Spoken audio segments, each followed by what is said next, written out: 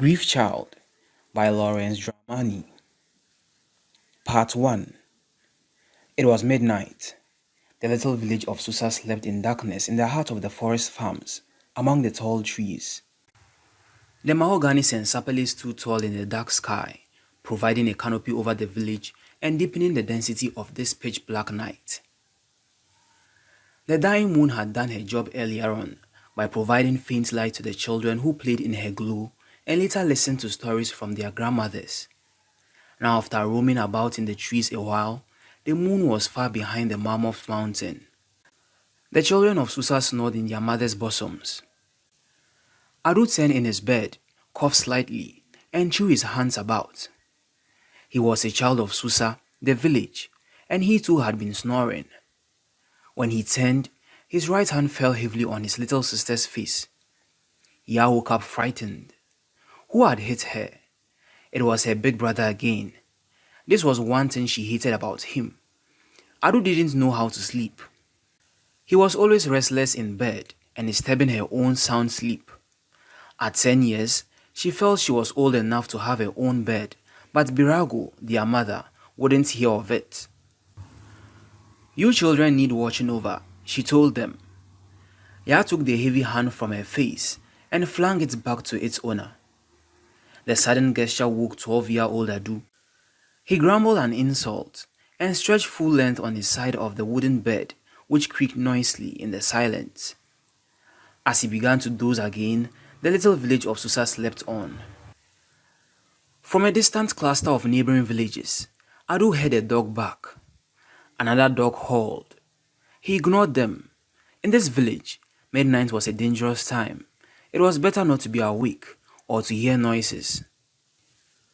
It seemed to Adu that he was moving away from the noises of the night, from the barking dogs, the hooting owls, and the insects. Or were the sounds of the night moving away from him? He couldn't tell. One thing he knew, the night was bad in these parts. Nobody wanted to remember the frightening stories told about Susa. It was better not to know. Yet Adu was a boy who poked his nose into questions that only brave men asked. He knew more about the sadness of Susa and the dangers of the night than other boys of his age. He knew about the woman Susa, the landowner's wife, who died. About her ghost who visited the village most nights.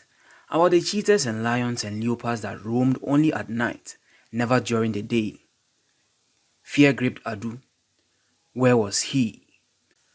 Now he knew that it was he who was moving away from the sounds of the night. The stories of Susa haunted his young mind. He was moving away from the village as if compelled by a force beyond his strength. He was in the forest all alone. He looked around, but there was no one. How did he come to be here? He asked himself, but before he had time to think, Adu, someone called him. The voice was coming from that wawa tree in front of him. It sounded like the voice of a woman. Fear overwhelmed him. Adu, the voice came again. He looked behind him. There was no one. Suddenly, there arose from behind the wawa tree what at first seemed like a dark winding smoke curling up the tree. Then it seemed to become the figure of a long, thin human being peering down at him. He screamed. Eddie's voice echoed his own voice. He heard a rustle behind him and turned to see. There, strong and alert, stood a giant leopard. The animal snarled at him. Her red eyes scrutinized Adu. When she began to wag her tail, Adu knew he was in danger. He took to his heels, but his legs couldn't carry him fast enough. He yelled, but his own voice bounced back at him. The echo this time was deeper. The leopard chased him, gnarling and bellowing. Adu! He stopped. Who called him? He turned round to see. The leopard stopped too and began wagging her tail. Adu was about to take to his heels again when the animal crouched and sprang at him. Adu cried out and dived to the side of the path. He heard many voices calling him, but he couldn't tell where they came from or whose they were. As he swung away from the path, the huge animal missed him and fell heavily. She rose up and chased at Adu as he ran through the forest of Susa. Did he not love the plants, the trees and the birds? Why had they now deserted him? For they were now on the side of the pursuing animal. They got in his way and hampered his progress. Susa slept on, while one of the sons of the village struggled alone in the forest with a beast that was determined to destroy him. Fireflies blurred his vision. He saw people hiding behind trees, but no one came to his aid. He yelled and kicked. Adu! Adu! Adu! The voices now surrounded him. He felt someone pulling his leg and his arms. Surely, the animal was shearing him limb by limb. Papa, Mama, she's killing me. Ah! Adu! Adu! Wake up! Wake up! Adu woke up. He left from his bed and was about to rush out of the room when his father grabbed him in his strong hands. Hey, Adu! Look here. What's the matter? Adu struggled briefly in his father's arms before he calmed down. Sweat covered his forehead. He breathed heavily and turned his head from side to side as if he was looking for something. He saw his mother gazing at him in bewilderment. She held Ya tightly to herself, as if to prevent her from going through a similar experience. Ya, also confused, looked on. Tears stood in their eyes. What is the matter? His father asked again. He sat him down on the bed, looked straight at him and asked, What did you see? Adu looked around before he spoke. I saw a leopard. She was running after me. She was going to kill me. Adu told the story in a broken voice, but in great detail. His father Nemo rose up and left the room. It was daybreak. The darkness that had wrapped Susa round was gone. The sun had replaced the dying moon and was bright over the great mountain. Fireflies no longer roamed the sky. Birds now sang in the trees. Adu was confused. One moment, everything and everybody was against him. Now he was surrounded by his family, loving and caring. It was only a dream, Adu, his mother said, trying to encourage him. You are all right, but the look on her face said something different. She was scared. Nemo went into his own room, sat down, and thought for a long time. He didn't like the mention of a leopard in Adu's dream. The leopard was his family totem. A family's totem shouldn't be seeking a family member to kill. Why would a member of his own family be seeking to destroy his son? That was his interpretation of the dream. He was not the kind of man to make a fuss about dreams, but he often remembered what his father told him long ago. When you dream and see an animal chasing you, don't take that dream lightly. And if that animal is a leopard, his father had added, then you should seek for some help. It meant that something terrible was about to happen. Nemo worked as a farmer, but he was also a herbalist. Many years before, when this knowledge of herbs was being taught him by his father, he strongly objected to the part that dabbled in spiritism. He was still a young boy then, and unable yet to say why he rejected the dealings of the spirit world, but he told his father that he didn't think he had the emotional strength to cope with the mysterious practices of juju men and soothsayers. In vain, his father put pressure on him to learn how to console the dead. Eventually, his father had given up, calling him a coward. The other person who had called him a coward was his only sister, Goma, who now lived in Buama, a town west of Susa. Goma said Nemo's rejection of their father's spiritism was a bad omen for their family. From that time, she associated every mishap in the family with Nemo's decision. But why did he remember all this? Why did the son's dream awaken these memories?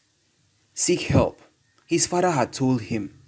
Now what help was he going to seek and from whom?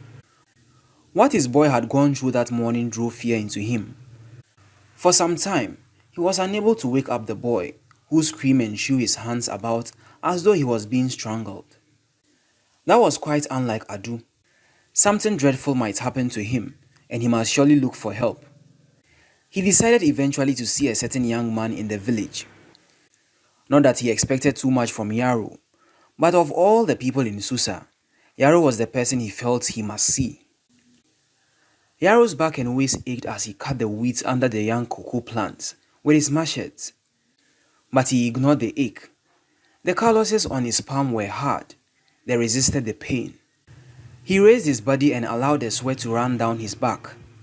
Turning around, he tried to measure the amount of work he had done since he came to the farm that morning. About half an acre. Not bad for a lone weeder, he thought. He had recently been barbed, exposing his protruding forehead, which the boys of Susa said contained the words he preached. Yaro himself attributed his skinny physique to a period of raw suffering in his life as a child, when he was denied adequate nourishment. People wondered how a man with such red eyes could see properly.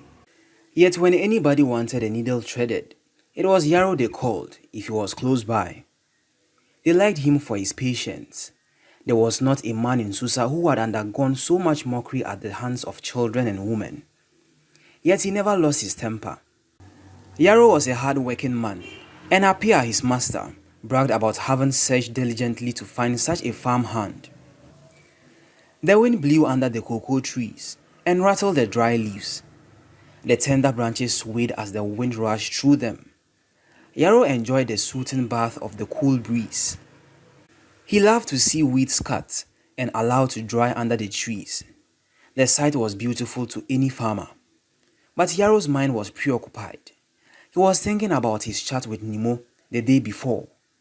This Nemo surprised him. When Yaro first began to tell the people of Susa about his God, it didn't take him long to realize the truth in the saying that a prophet is indeed never welcomed in his own village. This was especially true among the older generation. The majority of them rejected his message. Not even his own master recognized him as anything more than a farmhand. But Nemo had regard for him. Nemo didn't deplore Yaro's close association with his son. He didn't say Yaro was polluting Adu's mind the way some parents did. Nemo took him seriously when he practiced his faith. Once in a while, he had even expressed his need for the things of God. Until yesterday, Nemo had asked to be prayed for, only in passing. "Are you going to church, Yaro?" "Yes, Papa Nemo." "Pray for us." That was as far as Nemo went. Casually, he hadn't expected Nemo so confidently to confide in him or to ask him to pray for his son. When Nemo came to him yesterday and said he had something to discuss, he thought the man only needed help on the farm, but he had asked for something else. "Pray for my son, Yaro," Nemo pleaded. "Pray for your friend. He had a terrible dream this morning. To be chased by an animal in a dream is a bad omen. Yaro, a bad omen. It means that somebody is going to die. Please, pray for him." It was a passionate appeal. Last night, he had spent 2 hours with Adu, praying for him and reading scripture portions to him. He had already taught Adu to commit the 23rd Psalm to memory. He knew Adu was too young to understand the details of God's protection through the valley of the shadow of death, but he believed. Teach a child the way he should go, and when he grows, he will not depart from it. Yaro bent down to continue his work. Smoke from the fire he had made that morning drifted among the trees. He loved to see it. It was like a companion to him. Unconsciously, he inhaled deeply the smell of burning wood, and unconsciously, his mind took him back home, not to Susa, but home in faraway Waliwali, a town in the north. He was not the only person who had left the dry northern territory for greener pastures of the south to make a living.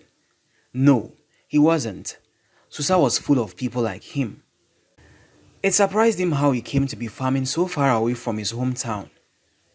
The people of Susa said they had never seen a preacher who was also a farmer. Every time anyone said this, Yaro replied, "Well, now you see one." As a boy some 30 years ago, he had come into contact with a missionary who went about preaching and distributing clothes and food. Yaro was one of those who received the old pair of trousers. One thing that impressed him about this missionary was his attitude to work. The missionary went with them to their farms and actually helped to uproot some weeds. It was he who had told Yaro that the Bible talked about farmers, corn trees, birds, rains, almost anything he could think of. And he used these things when he told him a story. Yaro remembered the story of the corn and the weeds. Once a farmer planted corn in the night, some worthless people went and planted weeds among them. When the corn germinated, so did the weeds. What did the farmer do? Yaro remembered asking his missionary friend, "What would you do if it were you?" The missionary threw back the question to him in his usual fashion. "Easy," Yaro answered. "Just uproot the weeds and leave the corn." But the farmer in the story didn't do that. Instead, he instructed his laborers to allow the weeds and the corn to grow together, for fear that if the laborers attempted to uproot the weeds, they might uproot the corn as well. Their fruits, the missionary told him, would terminate their fate. Although the missionary told him that the lesson of the story was that wicked men would eventually be cast away, Yaro applied the story in his own way. If you mix bad things with good ones in your life, the good things will reward you, but so will the bad ones. Close by, he could hear birds chirping on a heavily fruited tree. Their noise did not disturb the perspiring man. They had been his companions since he came to the farm that morning. Yaro did not see it, but under the tree where his winged companions rejoiced, there a boy sat. His head was turned, and his eyes were fixed upon a long-beaked bird, pecking at the ripe fruit. Here was a cunning bird, the young hunter thought.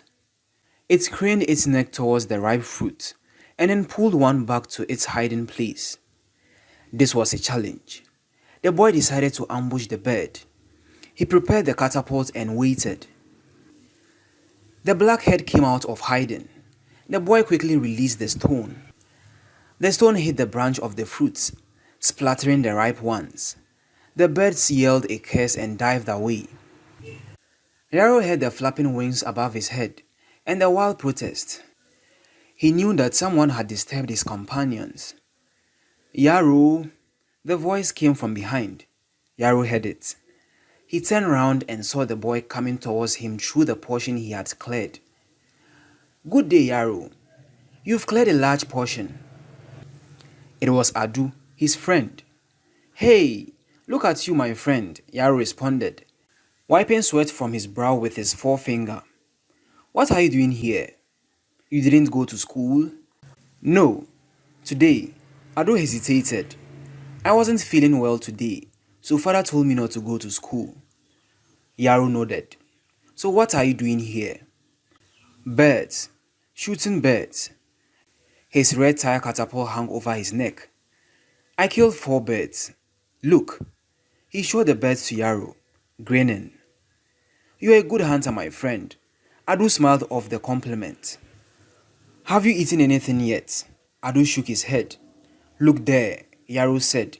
"You will find some cocoyams. Roast them in the fire over there." In many ways, Adu was like his father Nemo, Yaro reckoned, glancing over his shoulder to see if the boy was all right by the fire. All of the boys in Susa, Adu was the only one who listened to his message. The boy had an ear for God's word. He did not shy away as some of his mates did whenever Yaro asked them to accompany him to Buama or Dumasi to preach the word. Now Yaro thought about what Nemo had told him. In the Bible, when Joseph dreamt, the dream had a bearing on his later life. Did Adu's dream have anything to do with his life? If so, what was the meaning of a leopard chasing a boy through a dark jungle? Sympathy filled his heart. God, protect that life. Protect that boy from any impending danger. He prayed in his heart, but he knew he would have to spend more time with the boy and teach him more about sustaining faith. Daybreak at Susa, Adu woke up and quickly sat on the edge of his bed. He rubbed his face and tried to see through the darkness in the room. He could hear some noises in the compound. Outside, rainwater trickled down the corrugated iron roof into many containers. The woman had left the containers there in the hope that the rain clouds that hung menacingly over the little village of Susa would give way to rain during the night.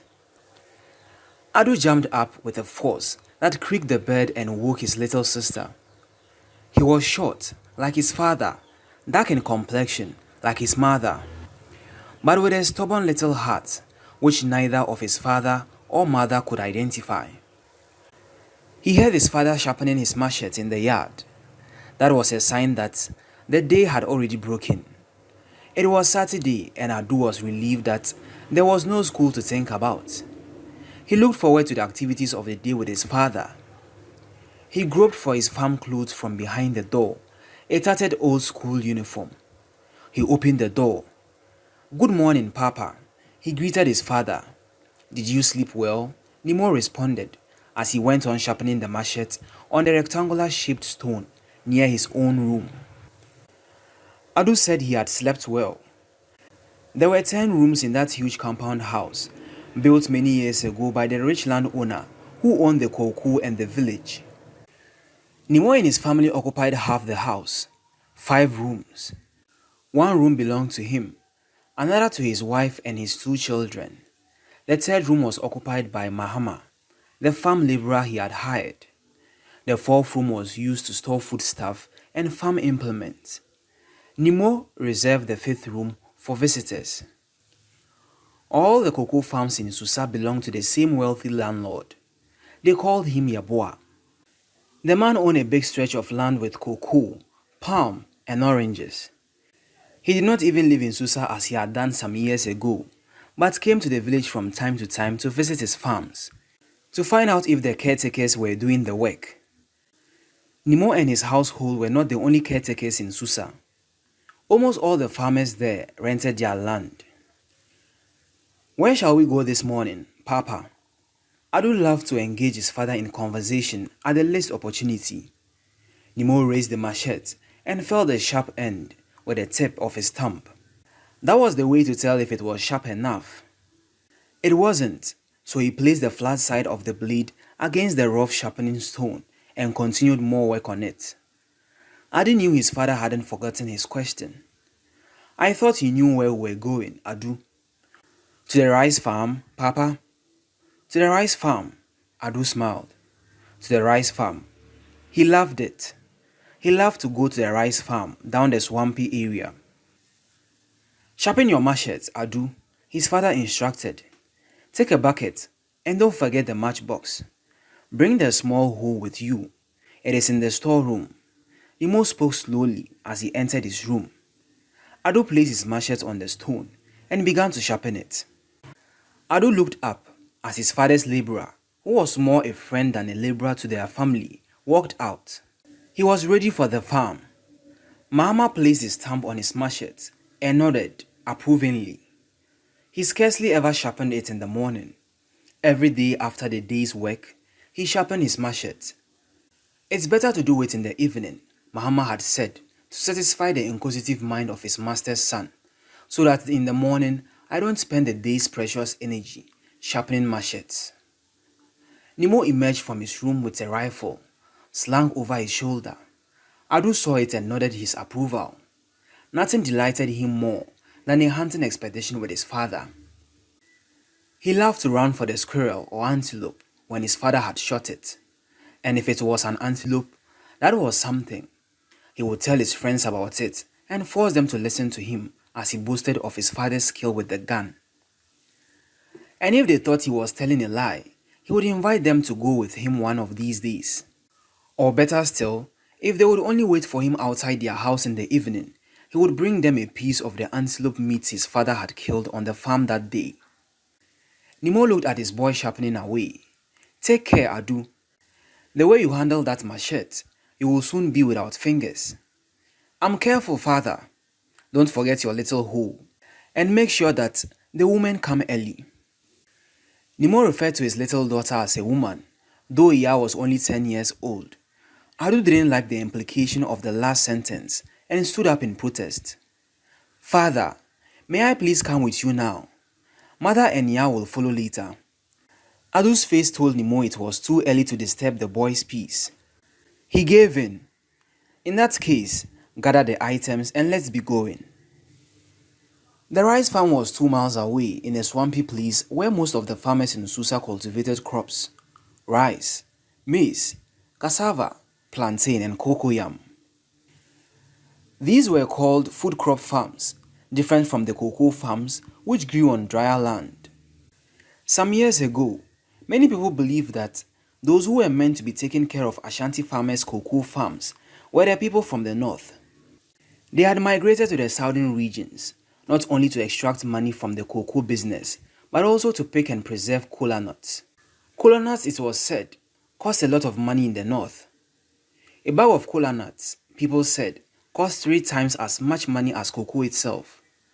It was a more expensive cash crop.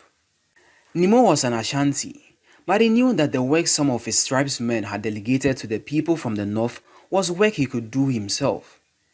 He did not feel embarrassed about looking after a fellow Ashanti man's cocoa farm the way some of his tribesmen did. He had left his town Buama, 55 miles away, to live in the small village of Susa.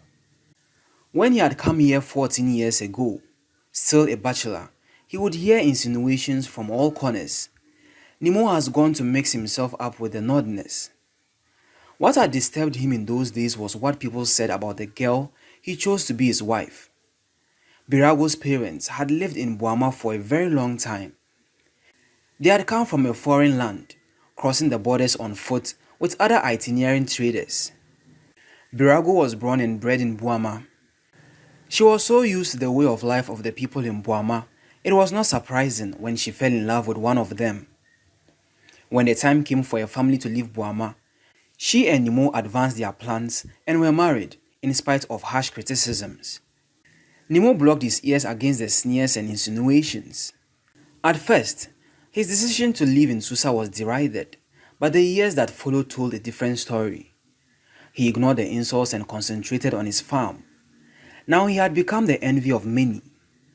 He was one of the most influential people in the village, both as a farmer and a herbalist. Nemo was stout and dark. People who saw him attack the weeds on his cocoa farm with a machete or saw him digging in his maize farm said he was built for farming. They reached the farm earlier than usual. Despite the rains of the night, the small stream that flowed at the mouth of the swampy area was not as full as Adu had expected. The wooden bridge, a big log that the farmers had managed to place across the stream, was clear above the water level. The last time Adu had been to the farm was a week before. Now he stood there gaping at the amount of work his father and Mama had done. The maize stood erect, and the rice was green and dark. Some of the corn was beginning to tassel. The cassava they had planted about a month ago was already competing with the older ones, kept from the previous farming seasons. The moment they appeared, 1,000 birds flew away in fright from the area where the rice was beginning to bear fruit.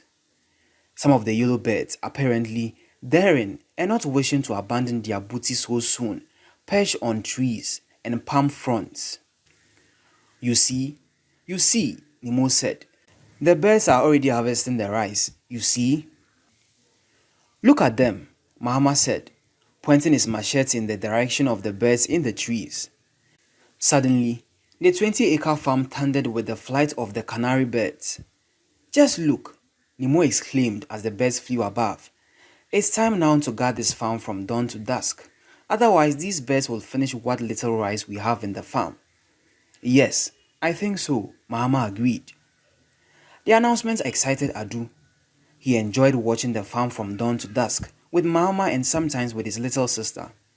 It meant coming to the farm before the sun rose, and leaving it long after sunset.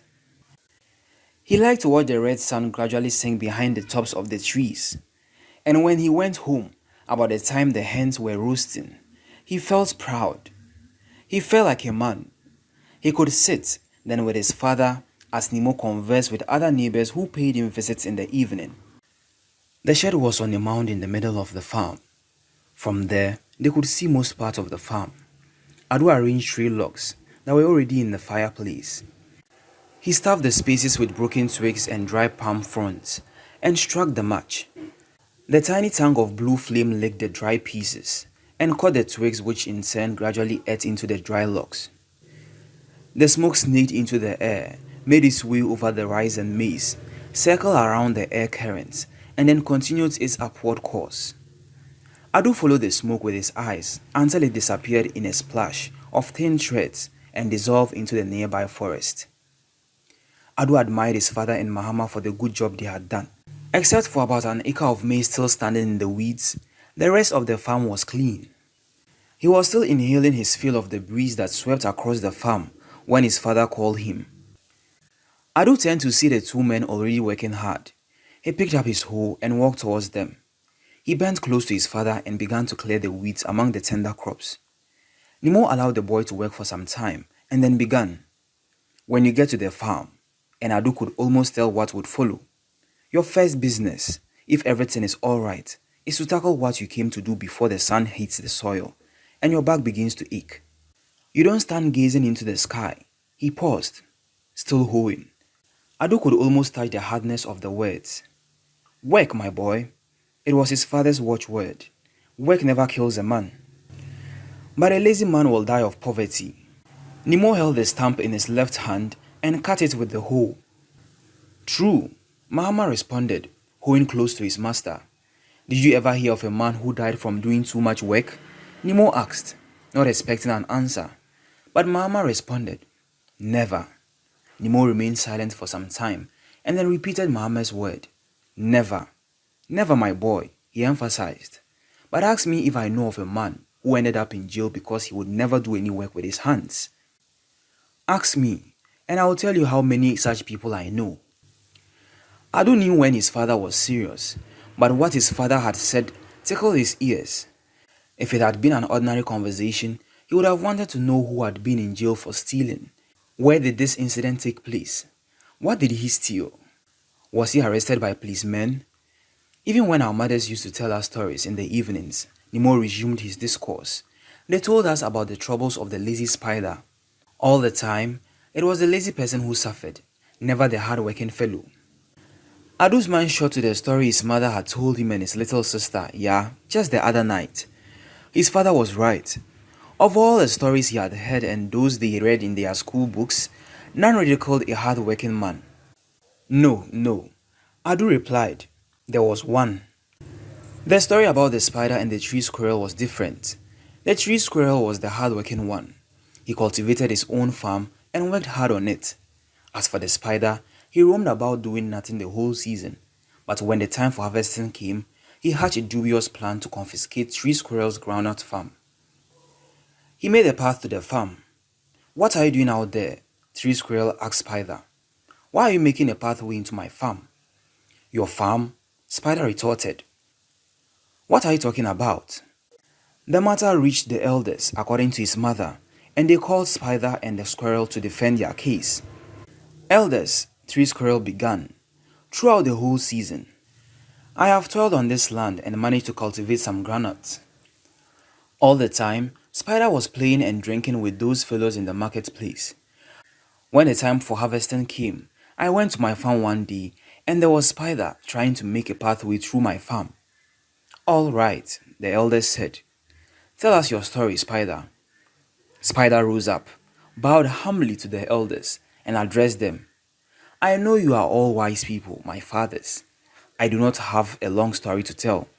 There is only one question I want to put to my friend Squirrel here, and it is this. Since the world began, where has it ever been heard that a man made a farm without a path that leads to it? Spider sat down at once, an act that increased the weight of his question. The elders began to consult one another. Meanwhile, Squirrel rose to his feet and said, Everybody knows that I don't dwell on the soil. My home is in the trees. I make my journeys on ropes and branches. I don't need any path to my farm. The elders, full of wisdom, will judge that, Spider said. The decision of the elders amused Adu. The farm was confiscated from Squirrel, the hard worker, and given to Spider, the lazy one. But his father was still talking. Whenever you come across a situation where it looks as if a hard-working person has been ridiculed or cheated out of his possessions, look at the situation more carefully. Adu felt his father was reading his thoughts. In that situation, Nemo continued. Something dreadful will soon happen to the cheats to reveal the truth. That struck a chord in Adu's mind. He tried to recall. Did his mother say anything bad had happened to the spider in that story? Truth, his father cut short his thoughts, does not need any support. Truth can stand on its own, although it is suppressed, distorted, or concealed. Do whatever you want. Truth will always stand supreme. At midday, Adu lifted his eyes towards the way home. What he saw renewed his strength, but he pretended that he hadn't seen them. Birago, his mother, and Ya, his little sister, made their way slowly through the farm, conversing. Their presence attracted the attention of the exhausted farmers. Birago greeted them. The woman knew they were exhausted. She would have readily suggested that they break from their toil, but she dared not. A woman should not see that men are tired, and if she is so inquisitive as to see, she shouldn't mention it. Ya glanced at her big brother and made a face at him, but Adu pretended that he was not even aware that they were there. Didn't she know he was busy? As soon as she placed her load in the shed, Ya ran down to the swampy place and was soon lost among the tall maize, her little legs carrying her swiftly. She was going to look for crabs. She heard her mother's caution to be careful not to hurt herself or break the crops. Yes, mother, she said, and off she went. Birago watched the three men among the rice digging away the weeds. She was proud of them, especially of her boy Adu. At 12, he already behaved like a grown-up. Adu had something on his mind that he always wanted to ask his father. He must ask him today. The day's work on the farm was over, and the three men were on their way home. Birago and her daughter had already left. Father, Adu said, why do people call our village Susa? Was Susa somebody's name, or it was the name of a tree, or what? The moment he asked that question, he became afraid of what answer his father might give him. He had heard the stories, but he hoped his father would tell him that those stories were not true and relieve his sorrow about the village he liked so much. When Nemo heard the boy's question, he took a deep breath before answering. The story of Susa was a mystery. The landlord Yeboah had inherited this large area of cocoa farm from his uncle many years ago. It was his uncle who built the village and gave it his own name, Yeboah. The landlord was only a boy at the time the property became his, according to their inheritance custom. His mother and some elderly members of his family became custodians of the land until Yeboah grew up. By the time he was 30, he was in full charge of the farmland and the village. 17 years ago, he moved from Abenase, his hometown, and settled in the village to supervise the work being done on the farms. He did not simply leave the farms to the tenants. He was determined that the land should yield more money, and he found more tenants to join those who were there before he came. Nemo stopped for a while, and then said, I came to join this village after he had come to take charge. But he married before I did. Then Nemo laughed. Adu knew something had amused his father. I tell you, Nemo continued, Yeboah was a tough man. He is so different now from how he was then. Yeboah had married a beautiful young woman from Abenase whom he adored. She was the one who tamed her boisterous husband. Until Yeboah married this woman, he was ruthless. If a tenant did not handle his farm well, Yeboah picked a bone of contention with him.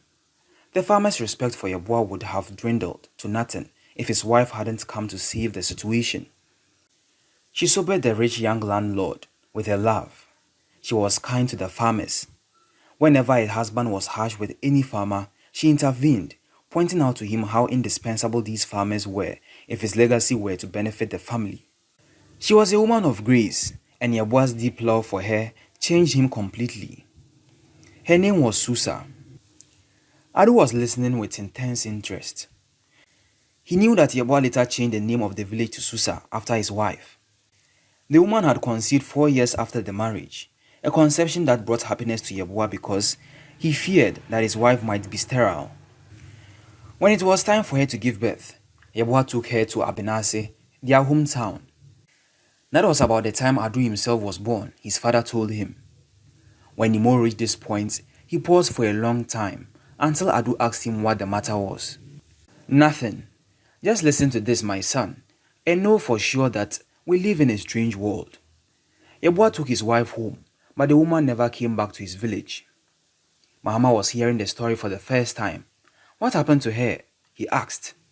There was a road accident 2 months after she gave birth to a baby girl. According to the story, she was coming to the village to visit her husband when the accident occurred. Susa was one of the people who died on the spot. The strange part is that, to this day, no one knows what happened to the child. The woman's body was found, but not her daughter's. Only a few people died. Some of the survivors had disappeared before many people arrived at the scene. Others were carried to the hospital for treatment and were discharged. The baby has never been found till this day. Immediately, Ado felt sorry for the landlord, though he did not understand the full impact of Yeboah's loss.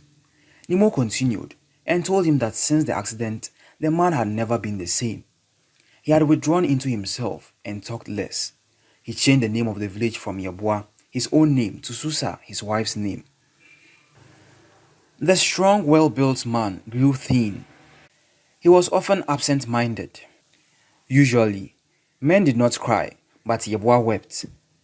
The people of Susa realized that wealth was not the most important thing on earth. For Yeboah, his wife came first. When he lost her, he lost everything. It was not until recently that Yeboah had married again. Those who knew Yeboah said the loss of Susa had left an indelible mark on him.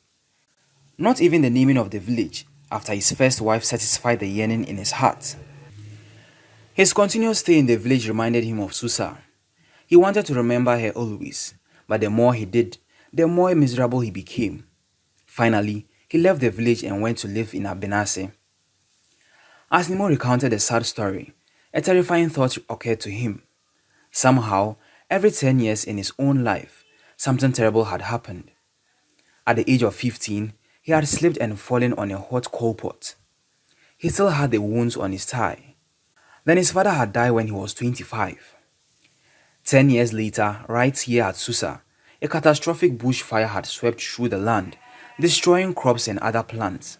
And that was now exactly 10 years ago.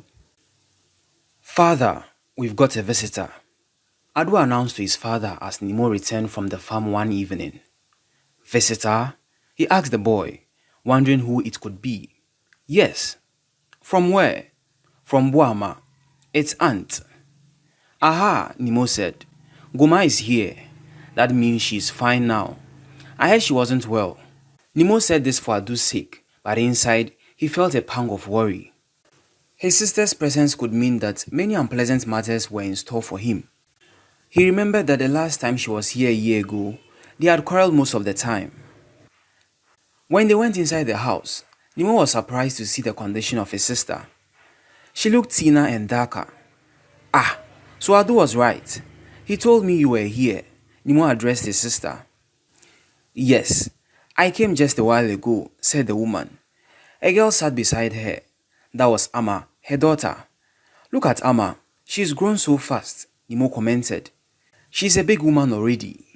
The compliment tickled Adu. To his father, every girl was already a grown-up woman. "Welcome, Guma, my sister," Nemo said in a serious tone. "What a surprise to see you today." "I decided to pay you a surprise visit," Guma said. "I was hoping you wouldn't be away." "I've not been traveling much these days, my sister. Our farms are taking all our time. This is the time to conquer the weeds before they conquer you." "I know." Mahama came out of his room and walked towards the visitor. "Welcome," he greeted Goma. "This is Mahama, my sister," Nemo said. "He joined me about 8 months ago to help us on the farms." "How are you, Mahama?" Mahama answered that he was fine, except for a minor fever because of the mosquitoes. Goma said it was the season. Even in their hometown Buama, some of the people were down with fever because of mosquitoes. "I heard you weren't well, my sister," said Nemo. "How are you now?" "Oh, so you heard it," replied Goma, and immediately Nemo knew a reprimand was on the way. "Why didn't you come to see me? I almost died, you know." "Don't say that, my sister. Death is far away from you." He was somewhat relieved that Goma didn't throw a jabbing comment at him in the presence of the children and Mahama. "Where are the women?" Goma asked. casting her eyes about to see if Birago was around. "Where's your mother, Adu?" Nemo asked. Before Adu could answer, Birago and Ya entered carrying pans of water, which was dripping down their faces. "There they come," Adu replied. Birago saw Guma and let out a yell of surprise. "Hey! What a surprise, Guma! You are here." "Welcome, welcome." Birago and Ya poured their water into the big barrel in the corner of the compound and sat down to greet the visitors. Adu hid behind his father and looked very carefully at the woman and her daughter as the adults engaged in exchanging information about Buama and Susa. Something about the woman sounded an alarm within him. He tried to locate it by checking various events his father had mentioned to him, but he could not find anything to explain his feelings. His own recollections of her were shallow and uneventful. He had seen her a couple of times, but every time she looked closely at him, he felt something pulling him away from her. As he watched, he could see her scanning the house, but she was doing it as if she didn't want to be noticed doing so. Goma eyed the kitchen area, then the raw floor of the compound house.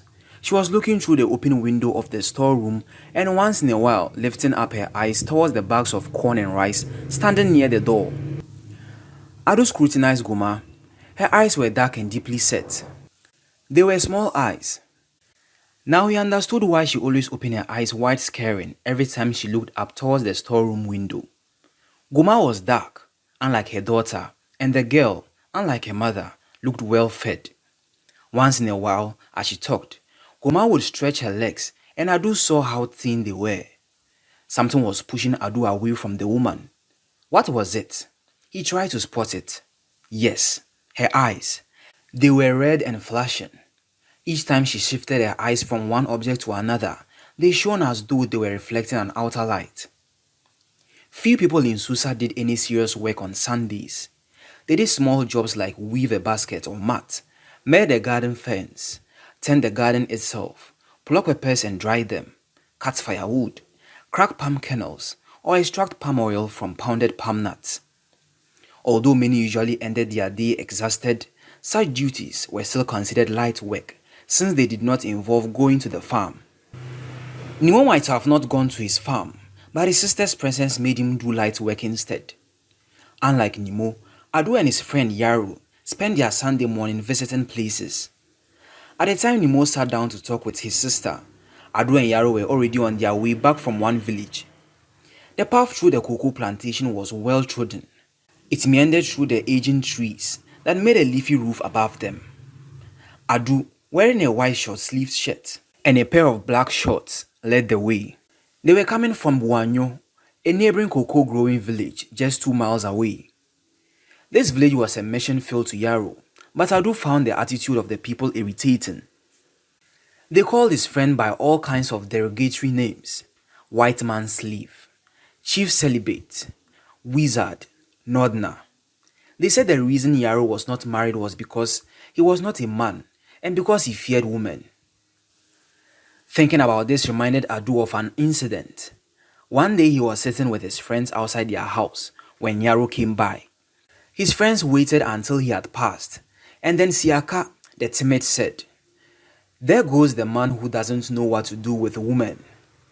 "What do you mean?" Adu had asked, ready to defend his friend. "You haven't heard?" Siaka said. "You haven't heard that boy's father once sent a woman to sleep in the same room as Yaro when they got a visitor. He did this because he wanted to test him, but the next day, the woman told Apia that Yaro was not a man."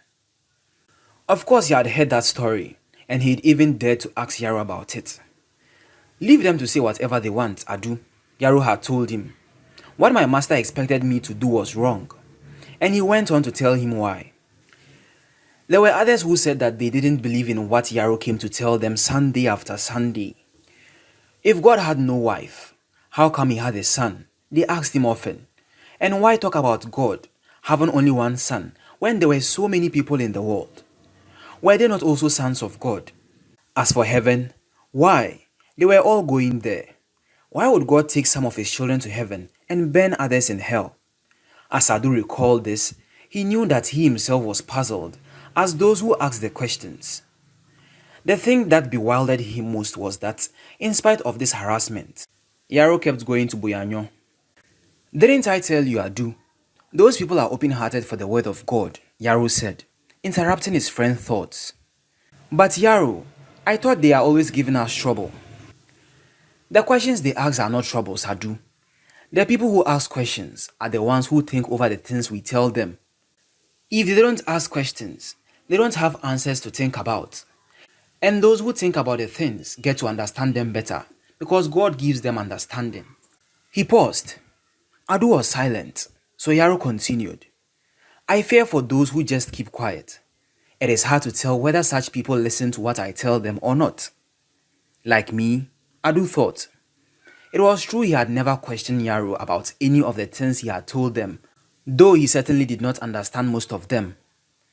It was necessary that Jesus should ask his own disciples, "And who do you say I am?" Yarrow felt silent.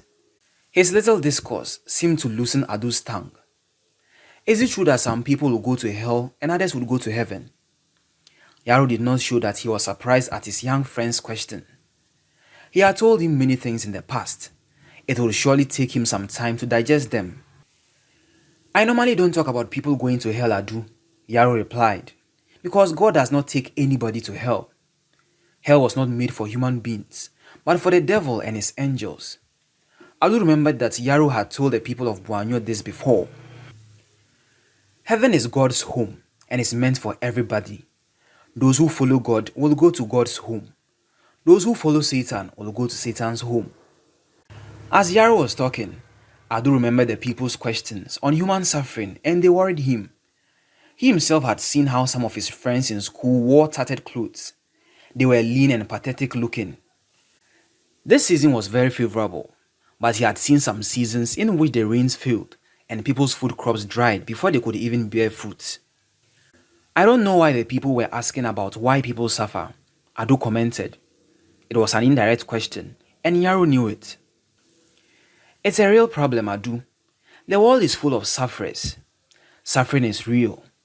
You people here in the south don't know hunger because your land is fertile, and even when the rains fail you, you still have cassava, plantain, and all the fruits. Go to the north, where I come from. There's only one rainy season. Here, you have two, and the land is dry most of the year. Hunger, real hunger, my friend, exists in that place.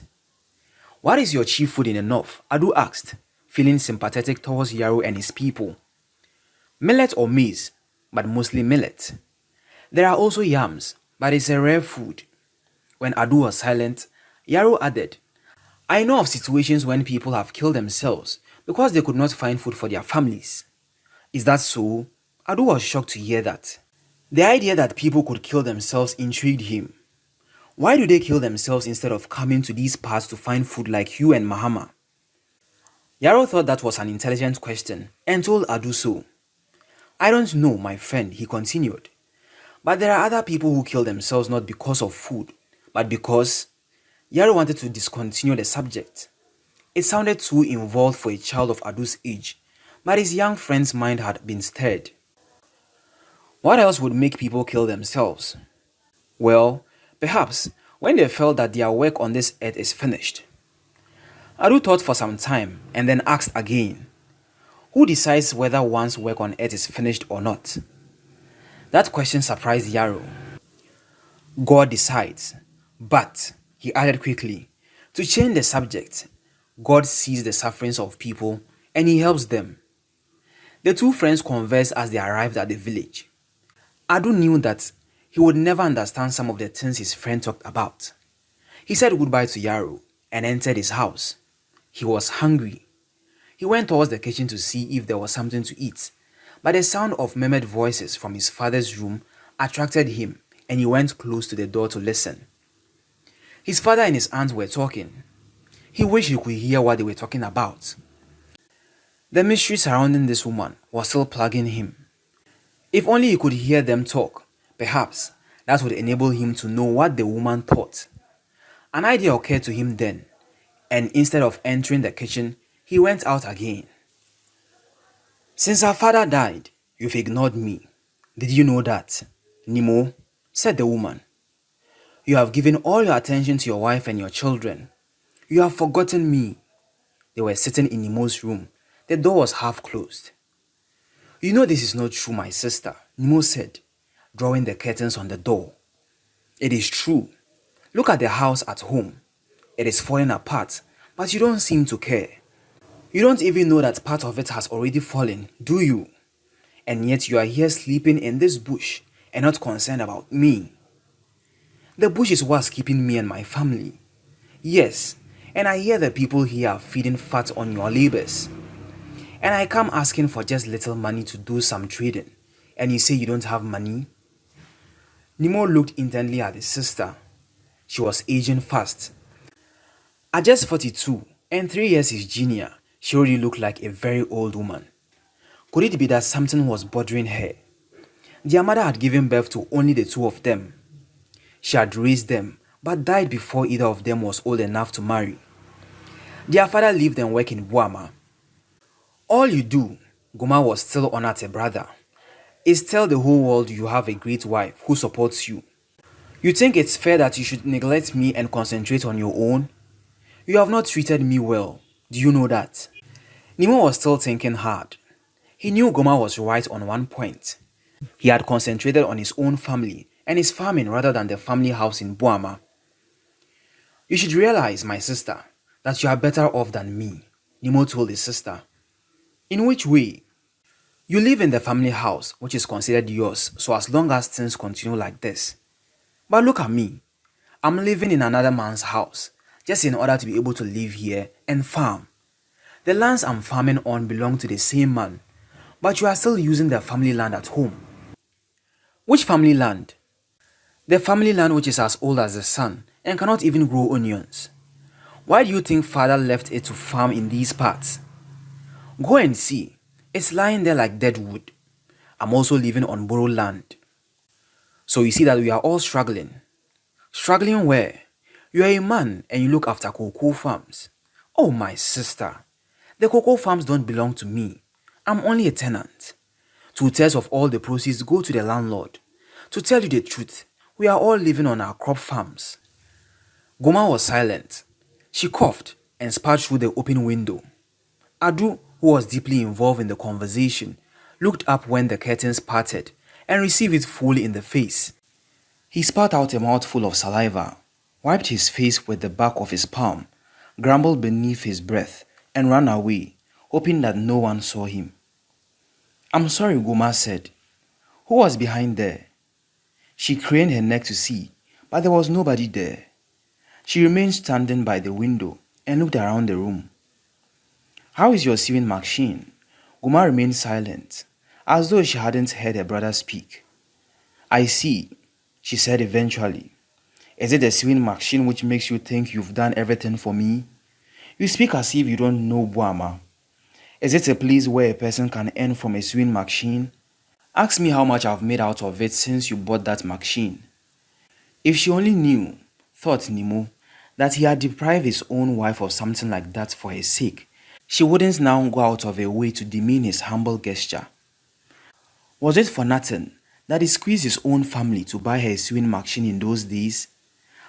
But he decided to ignore her remark and close the rift that threatened to open. There was something about his sister which he didn't understand. It dated back years. Why did she always find fault with him on very trivial matters? Her remarks on his family were not the sort to be expected from a sister. When her husband died 5 years before, it was he, Nemo, who provided for her until she was able to stand on her feet again. What had he done against his sister that she bore him such a grudge? Or could it be, Nemo still searched his mind, that Goma was still brooding over the matter of his herbs and their effects? My sister, he ventured, I hope you are not still angry with me about the medicine. Goma believed that if a man was guilty, his conscience would not leave him alone, and she told her brother so. Why do you ask me? She retorted. Who cares about the medicine of a man who can cure other people, but cannot do anything for members of his own household? This is where we misunderstand one another, my sister. You know this knowledge of herbs was passed on to me by our father, and yet His own sister never had a child. He used to tell us, "Have you forgotten, long before each of us got married, that his herbs could never help a woman bear children?" "Let's stop this," Guma insisted. "The harm has already been done and can never be undone." "What harm?" "I see, we should forget this," Guma almost shouted. Then, as if on second thoughts, "Despite all this, whenever you have the opportunity, you blast me hard." "What are you talking about?" Nemo asked. Guma's temper was rising. "You know what I'm talking about. All right. I'm talking about 12 years ago, when just because of my absence from Buama for 3 years, you called and gave me a piece of your mind. Do you remember how you blasted me?" "Oh, Guma, why don't you forget this matter? You went away for 3 years to the north on transfer with your husband. You said your going was so sudden that you couldn't inform me before leaving. For 3 years, I didn't see you. Was it wrong when on your return I called to ask you about your journey?" "And what else did you ask about?" Guma shuddered, as though she feared the answer. "What else did I ask about? I only thank God with you that in those 3 years you had a baby girl." "Now let's stop this matter," Guma pleaded. "I don't even know why you are saying all this. It seems like you came here on purpose to quarrel with me." Guma didn't say anything. Nemo could not understand why his sister felt so bitter towards him. The rift deepened with every passing year. The more they talked, the deeper the gulf became. Perhaps his sister was right. They should forget it. When Adu dodged from behind the window, he saw his mother standing outside the gate to their house. She was waiting for a friend, Boy's mother, to go with her to the stream. He went to her and asked, "Mother, why is the woman so angry with father?" "Which woman?" Birago pulled her son towards her, pinned the boy to her breast, and picked some bits of leaves from his hair. "Do you walk on your head, Adu?" she asked. "Look at your hair." The boy grumbled his disapproval. "If you don't walk on your head," Birago went on, "you must have starchy hair. It picks up everything that comes its way." Adu was tickled by that, and he laughed. The sticky substance was the phlegm Guma spat from the window. "Mother," Adu asked again, "why is that woman quarreling with father?" "I said which woman?" "The visitor." "Is it your aunt you are referring to like a stranger?" "Call her your aunt. Who told you she is quarreling with your father?" "But I heard them talking." "When?" "Just now. I was hiding behind there when—" Adu disengaged himself from his mother and placed his hands on the spot of his head where the knock had landed. "Why, mother?" "Never, never eavesdrop on elders when they are talking in private. That's bad manners. Never do that again." Adu made a stubborn face. "Shall I tell your father?" Birago threatened. Adu was quiet. "Don't do that again." Birago pulled the boy again and continued plucking at his hair. Quarreling? Birago now feasted privately on that bit of information. Of course, this was an old quarrel, and she was fully aware of it. Although her husband tried to hide it from her, she knew about the sour relationship between him and his sister. What's that big boy doing there? Sucking breasts? It was Boy's mother who came by, balancing a big drum on her head. "Shame, shame, Adu," teased the big woman. "You are sucking breast." "I'm not," Adu protested and ran away before the woman made a big deal out of it, in the hearing of his friends. "Look at him," Adu's mother said. "Trust your breast to these boys and I tell you, they'd suck it." "As if I don't know," her friend said as they started to go on. "His friend boy is worse than him. I wonder what type of boys we have these days who are always tagging after their mothers." Boy's mother towered above Birago, dark like her husband, Apia, heavily built with hefty thighs. She had equally tough arms. Her water drum was one of the biggest among their clique of women, but she never asked anybody to help her place it on her head at the stream when it was full of water. She could easily lift it from the ground, place it first upon her knee, wipe the dripping water beneath the drum, and then with a heave, lift the giant drum up on her head without disturbing the head part. See her pick up her bouncing 10-month-old boy, people said. It was as if the child weighted no more than a leaf. Birago and Boy's mother were friends. They knew how to snatch a brief moment for their small talks, drop in some gossip here and there, laugh aloud, slap their thighs if the joke was a good one, and then run home to continue their chores. Someone once asked Boy's mother how they managed to be friends when their husbands were often quarreling. Who said they were quarreling?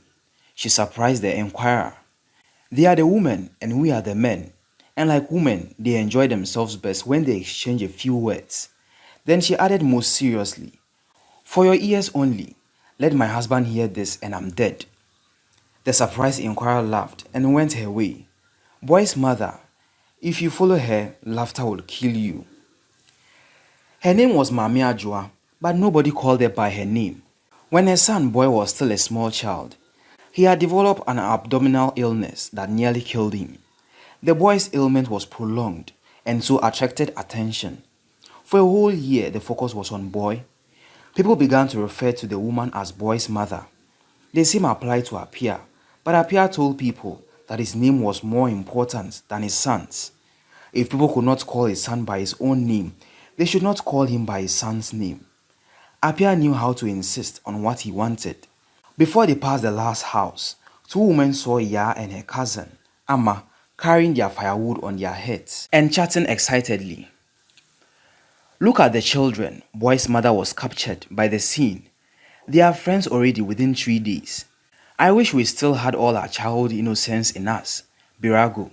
But when we grow, like the tender young corn, we are stripped of our beautiful childhood personalities." Birago replied, "But the adult corn, though dry and ugly, has something better to offer than those tender ones." "You are right," Boy's mother agreed. They laughed, surprising Amma. She remembered a teacher in her school who said that people in villages enjoyed life more than people in big towns because the village people were closer to nature and therefore to God. Maybe the teacher was right, Amma thought. When Adu left his mother, he went directly to the kitchen. He was hungry, but before he could find himself something to eat, he heard what sounded like excited voices outside. People were shouting, "Welcome to a new arrival to the village." Adu rushed out of the house. He had hardly gone out when he came in again, announcing, "It's the landlord, father." "Aha," Nemo responded, coming out of his room. "What a surprise. The man hasn't been here for months." Nemo left his sister in the room and went out. Whenever Yeboah visited Susa, everyone was involved. He commanded respect. There was a strong link between the owner of the land and the people who tended it. That was why it was impossible for Yeboah to return home the same day he visited Susa. Once, he had tried to go back the same day, saying he was busy, but the people were so eager to keep him that he stayed an extra 2 days before going home. "Eh? Who is here?" That was Nemo welcoming Yeboah. "Yes, I've come," said Yeboah. "I know you people are not expecting me now, but here I am." He came in and sat down. "Welcome, welcome," Nemo said. "You've come in good time before the rains get worse, and coming to these parts becomes a problem. How's the woman and the children?" "They are fine." "Is everybody fine here?" "I've just arrived." Nemo told him everybody was fine. Most people had finished clearing the weeds in the cocoa plantation. Soon, the golden pod, as the farmers called the cocoa, would be ready for harvesting. While the two men exchanged news and information, Adu sat by himself in a corner of the house. He knew that soon the landowner would see him and call him as he did whenever he came to the village. But until then, he had time to study the man afresh in the light of what his father had told him. As the men talked once in a while, they burst out laughing. But Adu now knew that behind the laughter was a man hurt and grieved.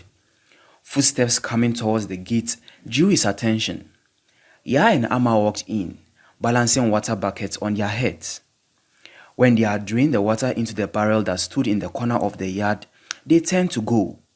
That was when Yeboah remembered to ask about the children. "Come and greet me, my daughters. Now where is Adu?" Adu rose and joined Ya and Amma to shake Yeboah's hand. Yeboah looked at Amma. Who is this one? Have I seen you in this house before? It was Nemo who answered the question, while Yeboah held on to Amma's hand. That's Amma, my niece. She is Gomez's daughter, you remember. By the way, where is she? Nemo looked around. Where is Goma? Adu entered his father's room to see if Goma was there. She was not. The next morning, Nemo went to his sister's room to greet her, only to find her packing. What's this, sister? Are you going today? Asked Nemo. He was surprised. Yes, I'm going, Goma replied, without lifting her eyes to look at Nemo. I thought you said you were staying for a week. We didn't even finish talking about the reason you came. I don't care, she continued to pack. Amma looked on helplessly. Her face showed that she would have loved to stay a little longer. Adu was really puzzled about his aunt's hasty decision to return to her town. He was told that it was Gomez's way. Every time she was in the village and Yeboah came, she left abruptly. Apia walked briskly. The morning dew was still heavy on the leaves and the tall grass on the path. His trousers were wet right up to his knees. He tried to part the overgrown grass with his machete, but only succeeded in slowing his pace. He gave up. He was a bulky man, tall and slightly bent. His ever-frowning face, along with his extremely dark complexion, gave him a fierce look. Boys in Susa feared him because he never spared anyone who tampered with his belongings. The people of Susa are lazy, Apia complained as he slogged along the weedy path. They will never weed the road, never. They are always waiting for me to cut the grass. It's all right. Apia will always be around to do it. Lazy people. He was returning from his farm in a swampy place and was close to the village. The gourd he carried dangled from his shoulders. As a palm wine tapper, he knew how to handle gourds and their contents. Gratefully, Apia reached a section of the road which had no grass along it. He stamped his feet on the dry leaves to shake off the drops of moisture from his trousers. Then he headed for the tall tree close to the path, whose roots formed deep holes. That was his usual hiding place for the gourd of palm wine. He would leave it there until late afternoon, where people returned from their farms. Then he would come back and remove it in order to sell it under the shady tree in the middle of the village, the place where the tired farmers retired to relax and talk about their daily work. He walked towards his home. As he came near the village, he decided to visit his garden. He was almost there when he heard a noise coming from his garden. As he approached, he tiptoed. He could see some boys meddling with his fence. Look at them, he murmured to himself as he went stealthily around the garden. He tried to identify the boys.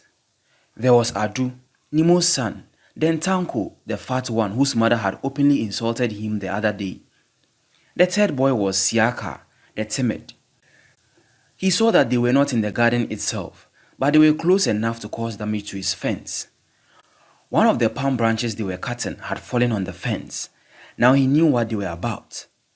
Although they were outside the fence, they were trying to reach the oranges in the garden. Adu, the son of Nemo, was struggling to pull the stray branch away.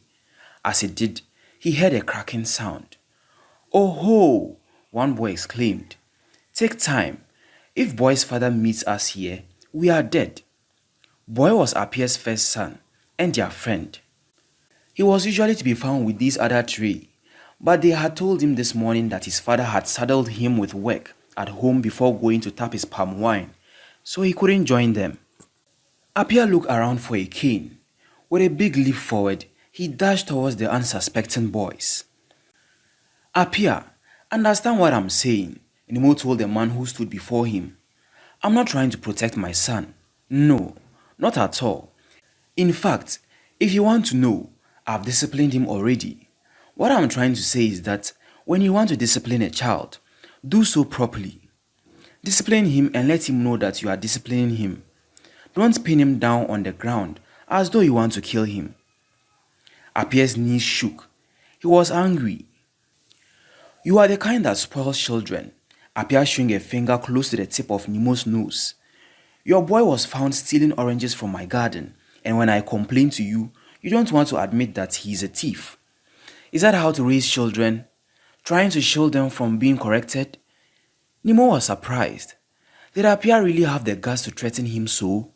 He wanted to shout back, but instead he said, I'm not saying you shouldn't correct the boy. Do, but do it the right way. What is the right way? Tell me, what is the right way? Birago came close to her husband and said, It's all right. It's all right. It's not all right, Apia shouted. I've beaten your boy, and I will whip him again if I catch him near my garden. He stormed out. Nemo gaped at Apia as he walked out. Mother, if you see somebody stealing another person's something, is it good to tell the person whose thing is being stolen? Birago thought about the question. It was evening, and she and her daughter were bent over a large pan of rice, picking it over for stones and grit. Rice was not a staple food, but everybody liked it better than fufu, all except the elderly people. Rice, because of its rarity, had assumed a status of its own. The children were always excited when Birago cooked rice, and they often made silly remarks. The question that Ya asked, however, didn't sound silly, and she had to think about it. Adu was sitting by his mother and sister with a small plate of rice, picking over the grains and putting them in a separate container. When Ya asked the question, Adu lifted his eyes quickly and glared at her. Ya knew she had startled her brother and did not care. That was what she was aiming to do. Birago was conscious of the tension in the air. Ya might have finished the question with a chuckle, but she could tell that her daughter was hitting at something. Who stole anything today? Birago's concern was heightened. Ya coughed, but her mother did not decode the message. In answer to Ya's question, Birago explained that it all depended on the situation. The circumstance would tell whether it was right to be an informer or not. She promised them a story to explain what she meant later that evening. Whenever his father and Mahama were not at home, Adu preferred to eat alone, except the day they prepared chicken. Then he would loiter around the woman's eating place, hoping for a bone which he could enjoy for its marrow. Adu once sent the whole family into rib-aching laughter by saying that the bone he could not break into pieces with his teeth, few dogs could manage. After the meal, Ya said, Mother, tell us the story you promised us. Let me tell you the story of tortoise, rope and bird. Birago said, once there lived a tortoise in the forest. She lived under the shade of a big tree in a thick forest. Her neighbor was Rope, and Rope made his home along the big tree. Rope, as you know, is tall and winding. He grew from the bottom of the big tree to the branches. Was Rope a male or female? The questioner was Ya. Rope, like all ropes in the forest, was male, Birago answered. How do people know whether ropes are males or females? Ya asked again. Ya, Adu Katin, you've started again. If you don't stop asking unnecessary questions, the story will never end. Stories are more interesting when people ask questions. Adu, Birago said.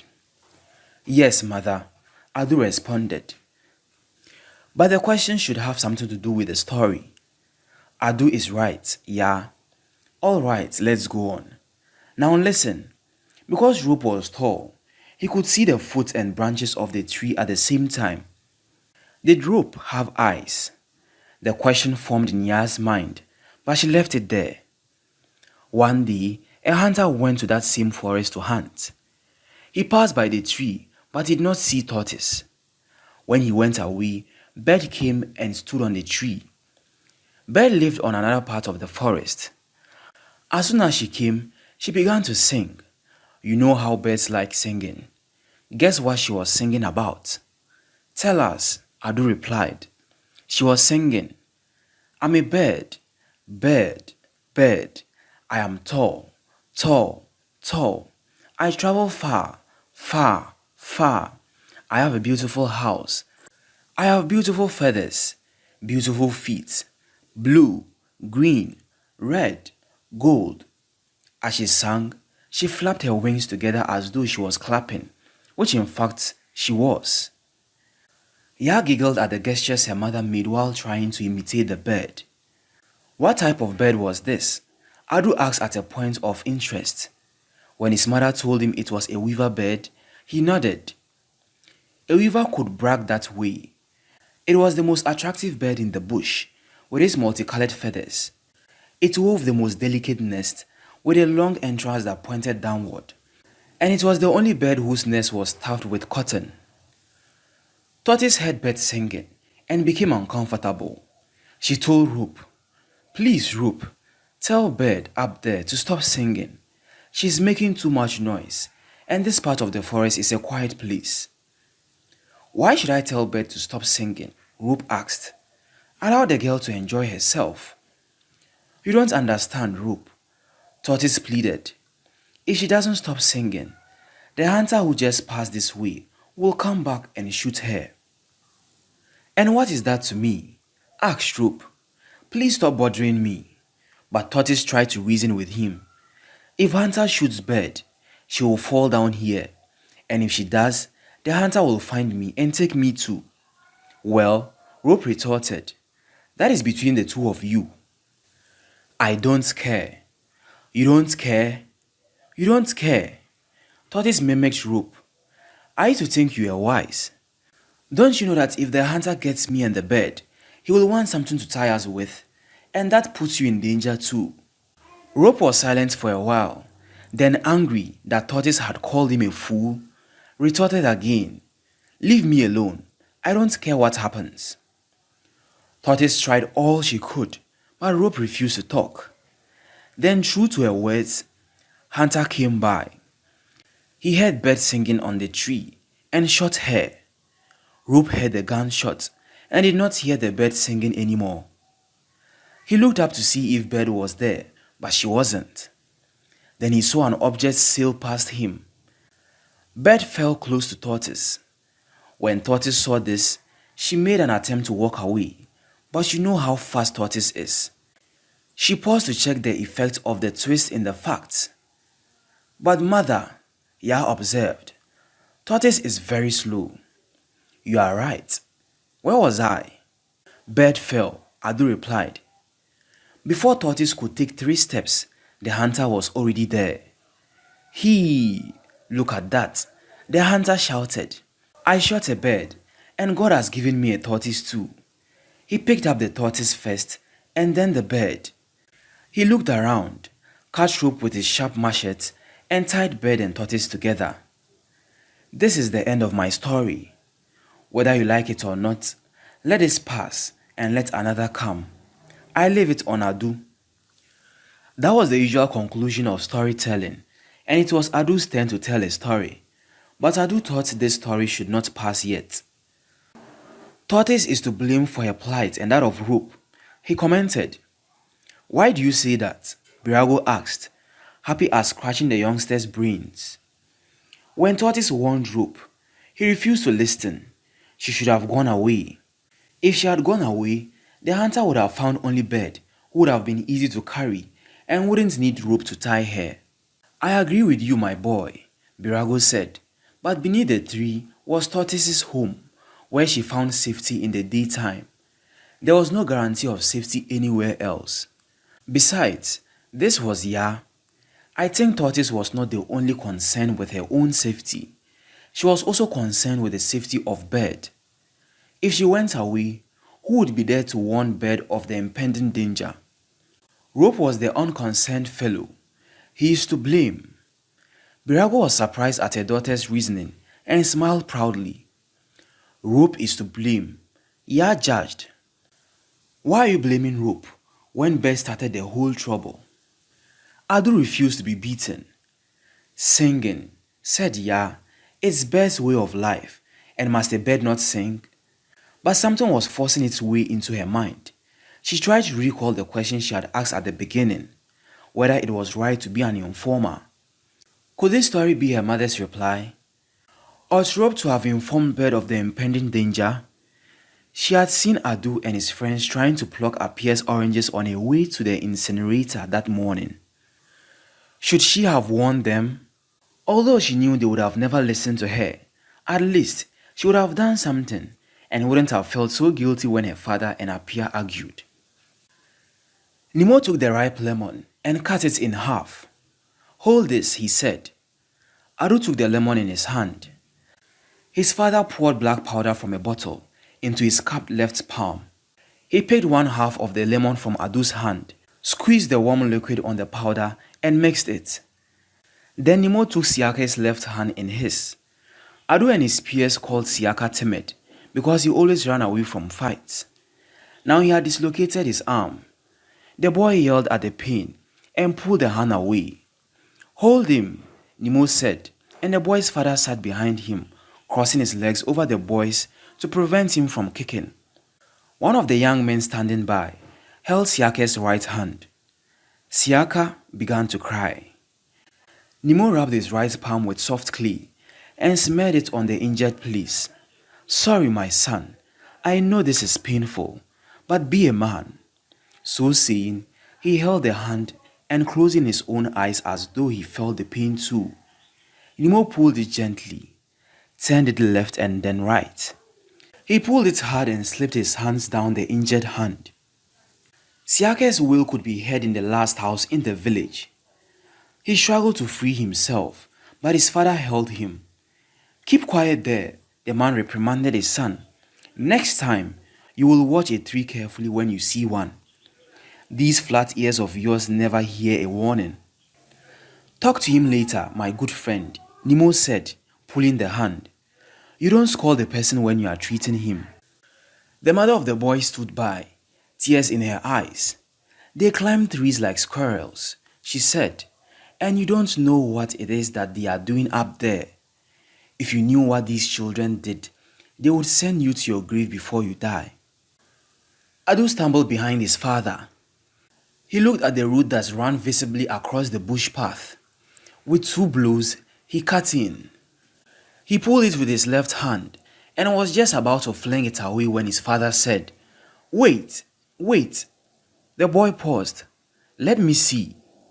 "This one is good," Nemo said, and dropped the root into the khaki bag hanging on the boy's shoulder.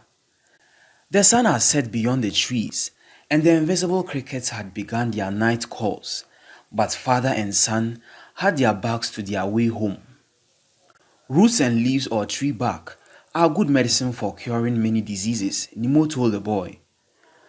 Preparation of medicinal herbs was Nemo's other occupation besides farming. But it was not like farming because farming brought him income, whereas herbs did not. It could have made him rich, but Nemo's own father, who had taught him how to combine leaves and roots to produce herbal medicine, told him never to charge people for the medicine he administered. "They will press you to receive their gifts," Nemo's father told him years ago, "but never give in. It's completely free." According to Nemo's father, that was what his own father had told him. It has come down the generations with that simple order. All Susa came to Nemo to receive treatment. The government hospital was 60 miles away, unless an illness persisted, in which case Nemo advised them to go to the government hospital. He offered them herbs to chew, boil and drink, sniff, bath in, grind mixed with water and smear on affected spots. And he did it without charge, just like his father had ordered. "Father," Adu interrupted his father's thoughts. "This afternoon, on our way from school, I showed a friend how to stop blood from oozing out of wounds. I did it the way you showed me when we were in the rice farm the other day." "How did you do it?" "I squeezed." Adu looked beyond his father and saw someone approaching them. It was Apia. A long stick of dry wood was on his shoulder. His father stepped aside to give way to Apia and Adu did same. "Welcome, Apia," Nemo greeted, adding cheerfully, "Your wife will be happy with the firewood." Apia paused by without a word. Father and son continued their journey. Indignation stirred in Adu's heart. "Continue," Nemo said. "But father, why did you greet him?" "We are not enemies, Adu, are we?" Adu was about to say, "Father, he insulted you," but he chose to remain silent instead. "Apia is a good man, Adu," Nemo said, to the silent disagreement of his son. "You should respect him." Did you see that he was carrying firewood for his wife? Not all men will do that. Silence. Nemo added, in spite of its fits of anger, Adu, I mean it, Apia is a good man. Adu did not say anything. He totally disagreed with his father, but he kept quiet. What were you saying? This afternoon, one of my friends hurt himself with a blade. I remembered your medicine. I plucked cassava leaves, ground them in my palm, and pressed them on the cut. A few minutes later, the bleeding stopped. You did well, but it's not my medicine. It's anybody's. After a pause, he added, that is suitable for fresh wounds, and not old ones. Remember that. Also, it's for stopping minor blood flow, as I told you before, not necessarily for curing the wound. The discussion of Adu's experiment would have ended there, but Adu said, the boy was so happy that he bought me some sweets. Nemo stopped and turned round. Haven't I told you never to receive payment when you treat anybody? No, he didn't pay me, father. He only bought some sweets which was going to buy anyway and gave me some. It's the same, my boy. Now listen to me. Never accept payment in whatever form for showing somebody how to treat any kind of ailment. Is that clear? Yes, father. My own father and his father before him never did that. Other people may receive payment for their herbs, and there is nothing wrong with it, provided that their herbs are genuine. But in our family, it is for free. Yes. Tomorrow, Nemo continued, when you see your friend, do this. Don't let him know that you are paying him back, but buy the same kind of sweets and give it to him. Yes, father. They went to a tree close to the road and peeled off some of the bark. Nemo pulled down a creeping plant along the tree, rolled it in a ball, and dropped it in the sack. Adu glanced around to see if a tortoise might be lying beneath the tree, but what he was looking for was only in a story. A week later, Nemo was relaxing in his chair after a heavy day's work when the father of the boy with a dislocation entered. His son, Siaka, followed him. Adu was in Mohammed's room when he heard people greeting his father. He came out followed by Muhammad. Siaka was seated close to his father, holding a big red cockerel. Adu squatted near Siaka and whispered into his ear, "Is this cock for us?" Before the boy had time to reply, his father, after the formalities had passed, said, "Well, my friend Nemo, the elders say the left hand washes the right and the right washes the left." "That is true," Nemo answered. "There is no way I can thank you for giving back my son's hand to him. As you can see, he can now use the hand. But he took the cock from his son. You do not thank a friend with an empty hand. This cock is nothing, my friend. God himself will reward you for me." Adu looked on with interest. He wished his father would allow him respond to this man's gestures. "We live together as brothers in this village," Nemo said. "We should not be paying one another for our friendship. If you pay me for this, it means that tomorrow when you show me brotherly kindness, I will be expected to pay you. Take this cock back. I appreciate your response." Then to change the subject, he added, "Have you boiled any eggs for your boy since he recovered?" "No," the man replied. "Did you kill him a fowl instead?" "No," the man said, feeling slightly guilty. "Ah, my friend, you've deprived your boy of what is due him. You see this cock?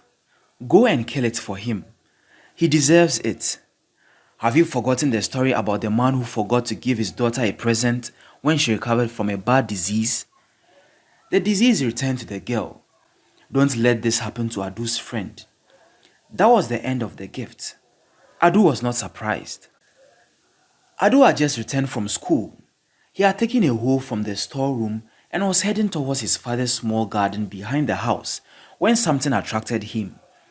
It was rather unusual spectacle. At first, he felt like laughing, but the groan he heard suggested something serious. He stopped. Apia, wearing an anxious face, was carrying his wife on his back. the way a woman would carry her baby, his body drenched in sweat. The woman's head rested helplessly on his back, and she was moaning like a woman in travail. For the first time since Apia had quarreled with his father on his account, Adu felt sympathy for the man. He moved towards the staggering man in a gesture that showed that he wanted to be of help. Adu, is your father at home? Apia asked in desperation. No, he is not yet back from the farm. Boy's father, what happened to Boy's mother? Which farm did your father go to? Apia ignored Adu's question. The rice farm. Please, Adu, good boy, run and call him, I beg you. Tell him that a snake has bitten my wife and she is about to die. Tell him. Before he had even finished, Adu had thrown the hoe away and was flying down the road to the rice farm. He saw Yaro come out of his house and ran towards Apia. Nemo was digging cassava when he heard someone hooting. He saw Adu cross the wooden bridge and headed over the fence. Nemo ran to meet the perspiring boy. What is the matter? He asked, fear rushing through him. Adu was choking with fatigue. Papa, Boy's father, Apia, Boy's mother is dead. Dying, Adu gasped. What? Calm down and talk properly. What is the matter? Apia's wife, Boy's mother, snake has bitten her and she's dying. Who sent you? Boy's father. Nemo picked up his machete and began to hurry home. On the way, he saw Apia running towards them. Oh Nemo, my friend, trouble has come home. Please, my wife has been bitten by a cobra and she's lying at home dying. Oh, I'm in trouble today. Be calm, Apia, Nemo said. Run home quickly and cut the place of the bite and press the blood out of it. I'm following you. Apia galloped back home. When Nemo got to the village, he saw many people going in and out of Apia's house. He went straight to his house.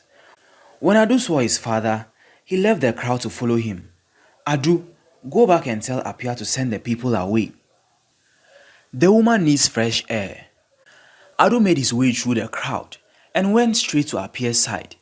He whispered his father's message and remained standing close to the dying woman. She had stopped moaning now and was lying prostrate on a mat.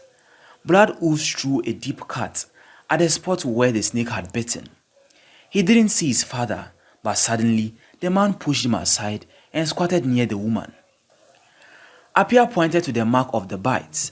Nemo counted the spots. 2, he announced. It's bit her twice. Let me see the other leg. Did you check there? Apia did not answer. Nemo raised the woman's leg and searched. Down at her heel, he spotted 2 tiny blood clots.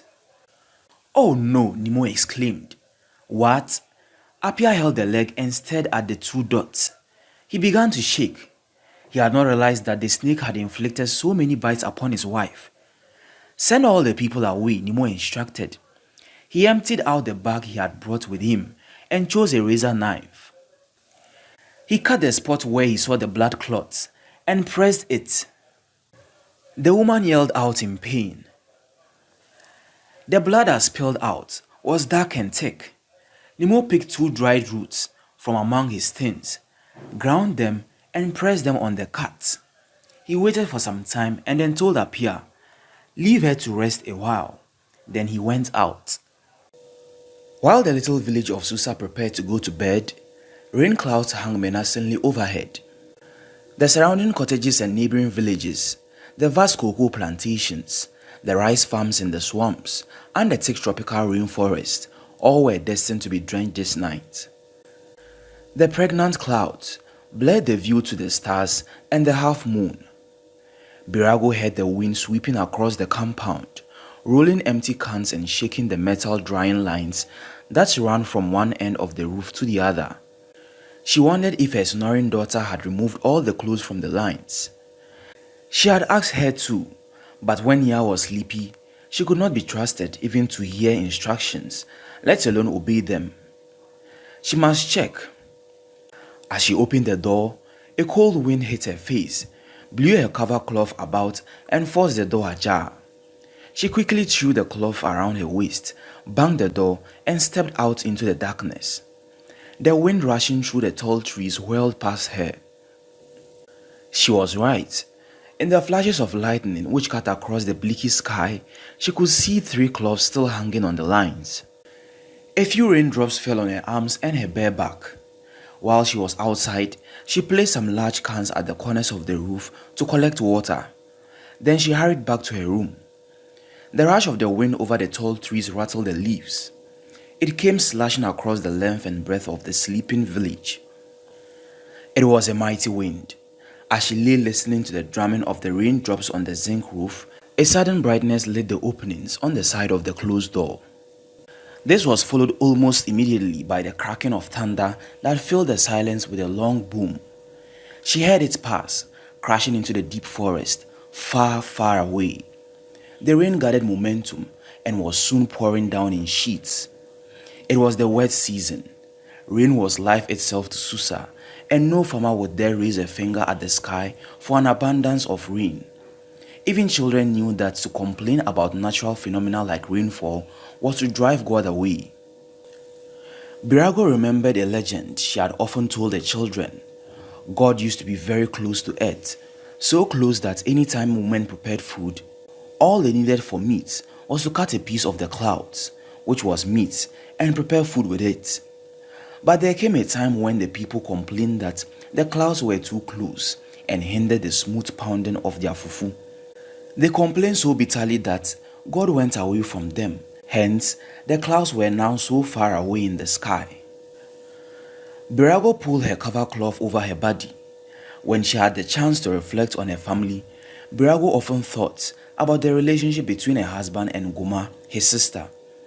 What could possibly be done to right whatever wrong had been committed? To make matters worse, her husband often tried to hide the problem from her. What was there between them that was destroying their relationship? They were the only people left of their family. How could they allow whatever it was to destroy them? Yet, she felt sympathetic towards Goma and towards her husband too. Birago's thoughts turned to the rains. This season, they had been heavy and long. In the afternoon, she had been to the rice farm for some vegetables. She didn't like the way the swampy land was saturated with brown water. The small river they had to cross to get to their farm was running high, very close to their log bridge. Too much rain could kill the maize, revive the weeds, and make normal everyday life difficult and irritating. But you did not complain, only in your thoughts. She settled her mind to rest. In the darkness, Ya stretched her legs and body.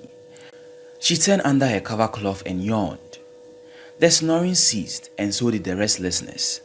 But Ya ground her teeth and Birago heard her murmur something under her breath. She ignored it, one of those sleep talks, but Ya mumbled again. They are coming for us. It was surely sleep talk. Birago leaned over and tapped her soothingly. Ya did not usually talk in her sleep. She simply ground her teeth and snored occasionally. They are calling us, Ya said again, loud and clear. Sleep, sleep, said Birago. Then she remembered that if a person smoked in his sleep, you should wake him and lull him to sleep again. That was what Birago did. Now Birago herself was feeling sleepy, but as she dozed off, she could hear faintly, Mother, they are calling you. They say you should come. This time, Birago ignored her daughter. The torrential downpour soaked the village through and through, while Susa slept on. Once in a while, a dog could be heard howling faintly, the sound swallowed by the heavy drums and the wind in the forest around. Birago was a light sleeper. An uncomfortable itch reached her foot. She kicked hard and was momentarily awake. She woke to find her daughter still talking. Mother, let's go. They are calling us. Shall we go? Birago shook her daughter again. Ya, sleep, sleep, keep quiet and sleep. All went silent again. But Birago had second thoughts. She sat up, reached for the lantern which was burning low, and turned up the wick. The room was beamed with light. She shook Ya, raised into a sitting position on the bed and tapped the shoulders to wake her. Ya was jerked awake. When she opened her eyes, the strong light hit her and she raised her right hand to cover her face. "What were you saying, Ya?"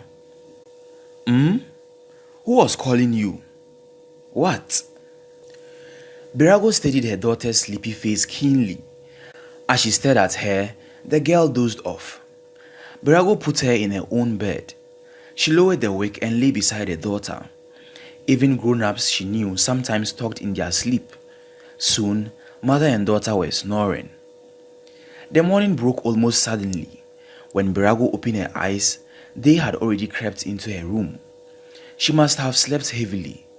It was very unlike her to sleep till the laziest hen was out of her roost. "Adu, Adu, Ya," she called her children who were fast asleep. "Wake up, it's day." The two children woke and simultaneously ran their hands across their faces, almost as if they had rehearsed it. As Birago and her children adjusted to the morning, her husband and Mahama were already well into the day. Birago could hear them talking in the compound.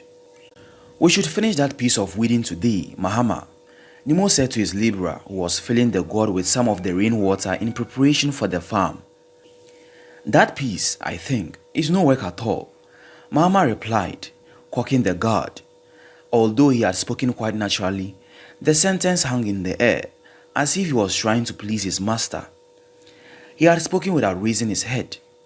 Now he did so to find Nemo gazing up towards the eastern sky. Mahama followed the gaze and realized the sky was blackening behind the trees far away into the forest. "Rain again?" Mahama's voice betrayed his grumble. He added quickly to dilute his displeasure, "It looks as if it will rain." "I thought so," Nemo said, adding, "but dark clouds towards the side don't bring rain. If it was this side," he pointed to the north, "yes, but that side, no. If it rains at all, only those beyond the forest will know, not us." The two men understood one another. No one wanted it to rain again, but no one dared say that. Nemo was right. It seemed that even those people beyond the forest would have no rain. The eastern clouds were beginning to disperse, giving way to the rising sun. What he didn't know, however, was that the clouds were journeying hurriedly westward, the birthplace of torrential rains and the angry storms. Meanwhile, the sun was rising, and that was sufficient. Adu fetched water in the bucket with a conspicuous sluggishness that attracted his father's attention. Nemo was entering his room for his gun when he stopped. "You are going to be late for school, Adu." He knew why Adu was behaving like this. Sometimes, he wondered whether his son's almost passionate liking for farming activities wasn't because he hated school. "You know what you must do," Nemo said as he entered his room. "You must do it well and do it in time." Adu understood what his father was saying very well. It was not the only time his father has caught him at his tricks. He had hoped to stay away from school in order to follow them to the farm later on, but now he was defeated before his plans could hatch. To school then he must go. Anytime Nemo was forced to talk or think about school, an old issue surfaced concerning his daughter, Ya. Somehow, he never felt compelled to send her to school. Only once had his wife discussed the matter with him, but she was prepared for his convictions about not sending a girl to school. In all Susa, only one man sent his daughter to school, and the latest news seemed to indicate that even he was thinking of withdrawing her. Anyway, Ya herself had never liked the idea. She was already past the age for starting school, and the idea had almost gone out of their minds. Ya was close to her mother and loved the farm work and household chores. Nothing to worry about then, Nemo thought. That was his usual way of dismissing his conscience on his daughter's schooling. Although he didn't quite like it, he felt helpless. It was the season for clearing the remaining weeds from under his cocoa farm before plucking time. Nemo was usually one of the first people in Susa to finish clearing the bush. Early clearing made the cocoa yield big pods, but the disadvantage was that the weeds grew again before plucking time. and there was nothing as irritating as plucking cocoa on a weedy farm. The sun was already above the trees when Nemo and Mahama got to the farm. The dampness all around could kill the enthusiasm of even the most seasoned farmer. It took Mahama longer than usual to get smoke to curl out of the dry sticks he managed to find. Whatever the case, fire must be kept burning. Smoke must be made to roam about among the trees. It was a symbol of life, of encouragement and of strength. The woman would later bring food, but food brought by the women to the farmers on the farm usually did not taste as homely as the food the farmers themselves managed to prepare on the farm. Cocoyam, cassava, wild yam or plantain. That was why Mahama or even Nemo himself never failed to dig under the old brownish cocoyam plant to see if they bore young ones. The smell of smoke strangely pepped up the farmers as they attacked the remaining area of wheat that Nemo had talked about that morning. Back home, Birago and her daughter were getting ready to go to the farm. Usually, they wouldn't follow the men until the sun was almost directly overhead. But today, they didn't have to go for water from the stream because of last night's rain. Birago felt funny. She watched Yas taking firewood into the 3-stone fireplace to set the fire. She felt no enthusiasm for doing anything. She sat by the door and rested her head on her hand. She remembered it was a bad posture and quickly changed it. She tried to recollect something, but her mind was blocked. She tried, but failed. She gave up. Then she entered the room and sat on her bed. Why do I feel like this? She asked herself. Am I getting sick? She rose up again and went out into the compound, where Ya was struggling with the fire. Mother, the fire is ready, Ya announced when she saw her mother. Put water in the pot and place it on the fire. Peel some of the yams. Birago pulled up a stool and sat on it. As soon as she was seated, she saw her daughter's disheveled hair and something about it caught her attention. What was it? Then gradually, her mind began to sort itself out. First, she remembered Ya's sleep talk the night before. Oh, she thought. It was useless to ask her. Even if she were to ask her about it, she knew instinctively that Ya would not remember a thing. Birago was to give up when she remembered something else. She had had a dream. She had tried in vain to recollect it. Now it began to unravel. It was Ya's unkempt hair she saw in the dream. Someone was trying to pull the girl's hair. No hands at first. She pulled her daughter to herself and tried to shield her from the intruder. At first, it seemed like a play, but the woman whose face Birago couldn't quite remember now became serious and reached out violently for the girl's hair. Ya had screamed. The faceless woman let go the girl's hair, but to Birago's astonishment, she had plucked off a handful already. From where she sat, Birago pictured Ya's disheveled hair, but before long, she was picturing Ya's hair in the hands of the faceless woman. Now the woman moved towards Birago herself. The dream was vivid. As she sat remembering, Birago's eyes shifted from her daughter's hair and were now fixed sightlessly on the entrance of the house. In her mind, she could see herself struggling to run from the faceless one, but the woman overpowered her. The woman had shot her hand straight into Birago's hair, and before she could give the assailant a slap, she was gone with her hair in each hand towards the gate. A strange cold rushed through Birago, and she shivered. With her eyes still fixed on the entrance, she closed them tightly to ward off that near evil mind play of the dream.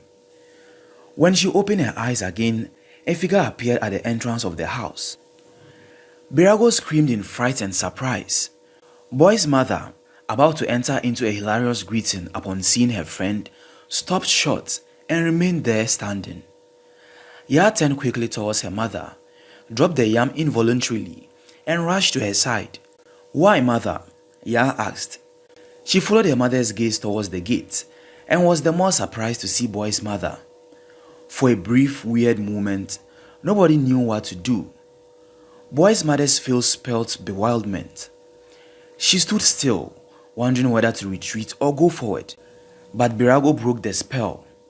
Ah, look at that, she said with a long laugh, trying to make light of the situation. I was just about to come and see you, and now you are here.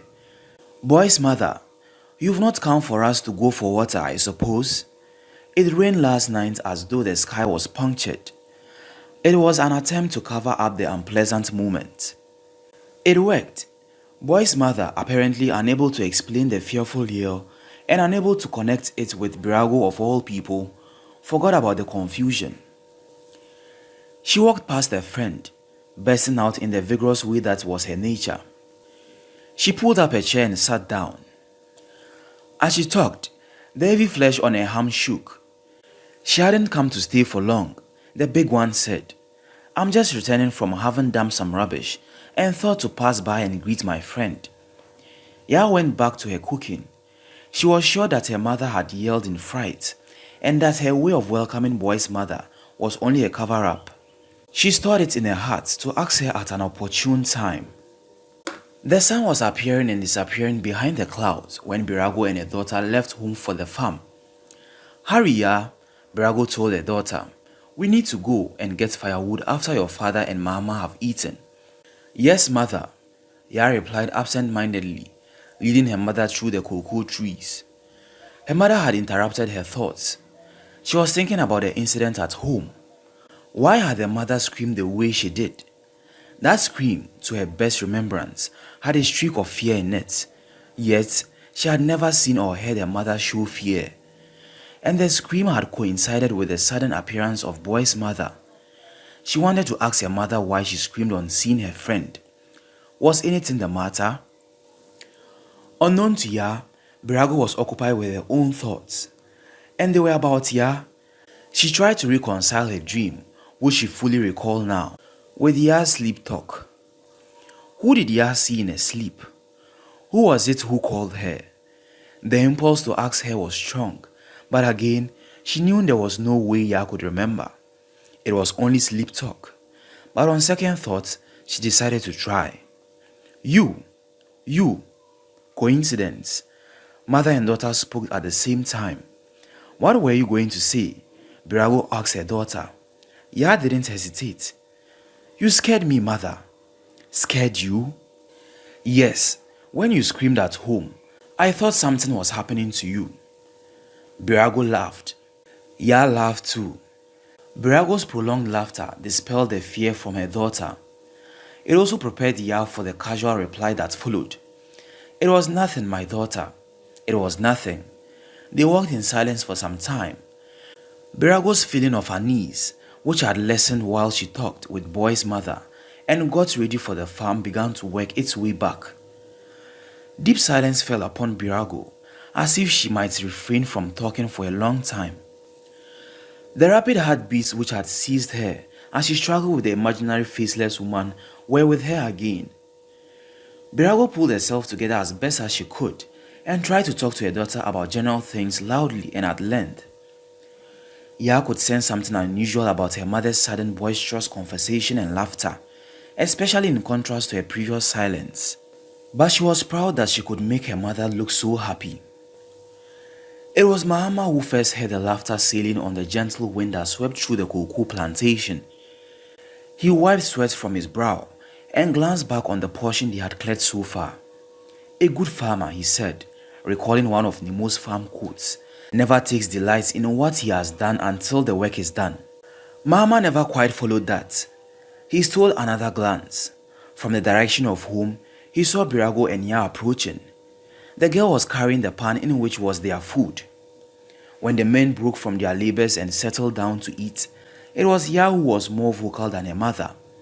What a big area her father and Mahama had cleared since morning. Had they located some wild yam tendrils which she could dig up? How about cocoyams? Would she and her mother carry plantain home today?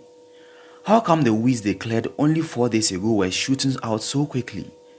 Why did her father say in 2 weeks' time they will be plucking cocoa when they look so green? And could she please use Mohammed's sharp machete to cut that firewood out there? No, Ya, you will cut yourself with it, Mahama objected. I'll be careful, Ya pleaded. No, the machete will go blunt.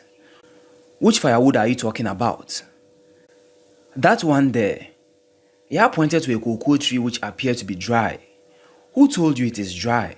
Mahama almost shouted. Can't you see the green leaves up there? Ya made a face to herself in defeat. What she really wanted the machete for was to dig wild yams, but now she gave up the idea. She engaged Mahama in other matters. While they talked, Nemo became aware of the conspicuous silence of his wife. He turned to look at her and didn't like what he saw. Birago was sitting on a piece of wood, head in her hand, and wearing a strange and melancholy expression.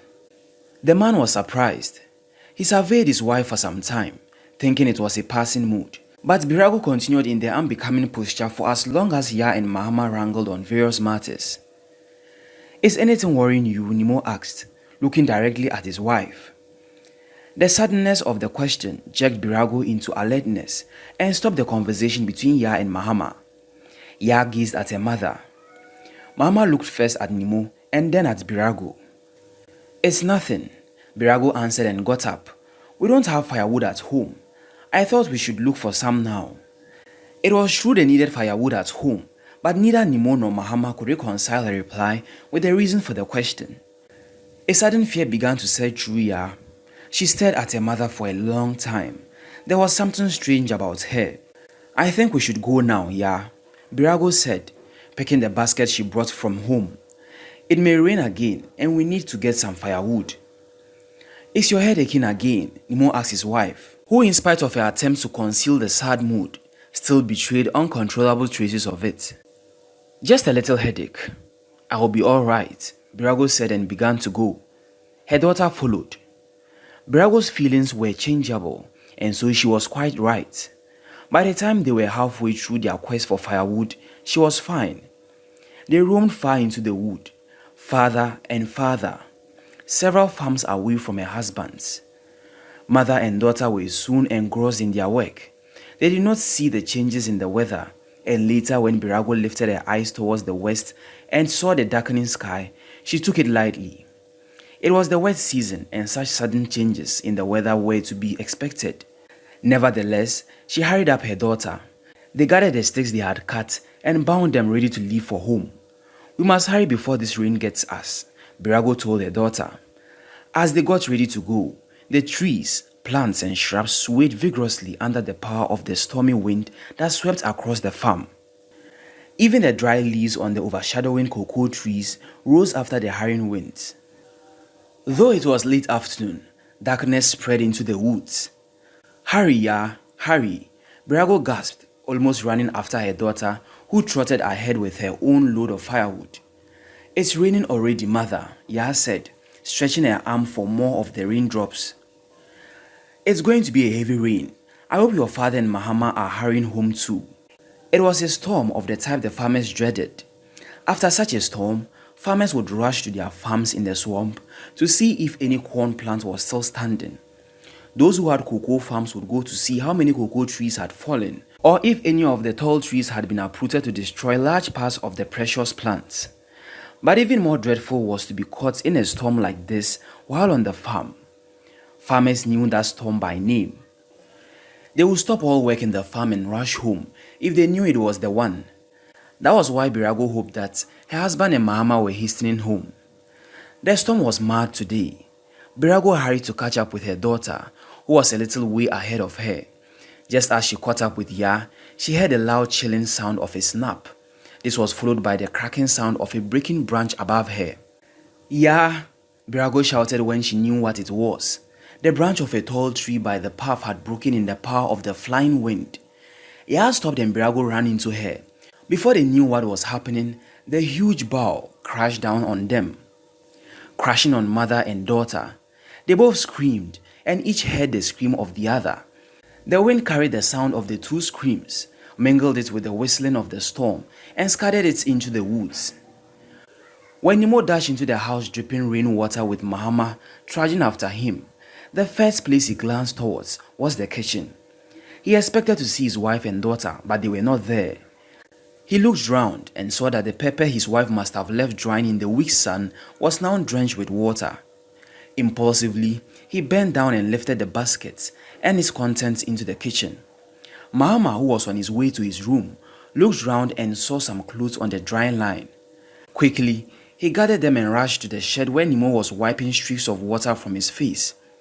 "I knew it was going to be a heavy rain," Nemo said. "It is." Nemo left the shed and entered the kitchen again. There was no sign of his wife and daughter. There was no freshly cut firewood to indicate that they were home. He walked through the rain towards his wife's room. The door was locked. He went back to the shed, where Mahama, suddenly realizing that Birago and Ya were not at home, wore a confused face, more gloomy than his master's. "They are not home yet?" Mahama asked. "It seems not." They sat down. Nemo's eyes were fixed on the entrance of the house, expecting Birago and Ya to rush in, wet but grateful. Through the door, he could see people rushing past their own houses. 3 times within a short while, Nemo got up and sat down again. He was clearly impatient. Sometimes Birago behaves like a child. Nemo burst out his distress. How can she remain on the farm in this rain? Maybe they are waiting for the rain to pass. Waiting where? But worry soon replaced impatience, and fear took over from worry. Unable to hold any longer, Nemo took his machete and told Mahama, "We can't just sit down like this, Mahama." They went along the path towards the farm.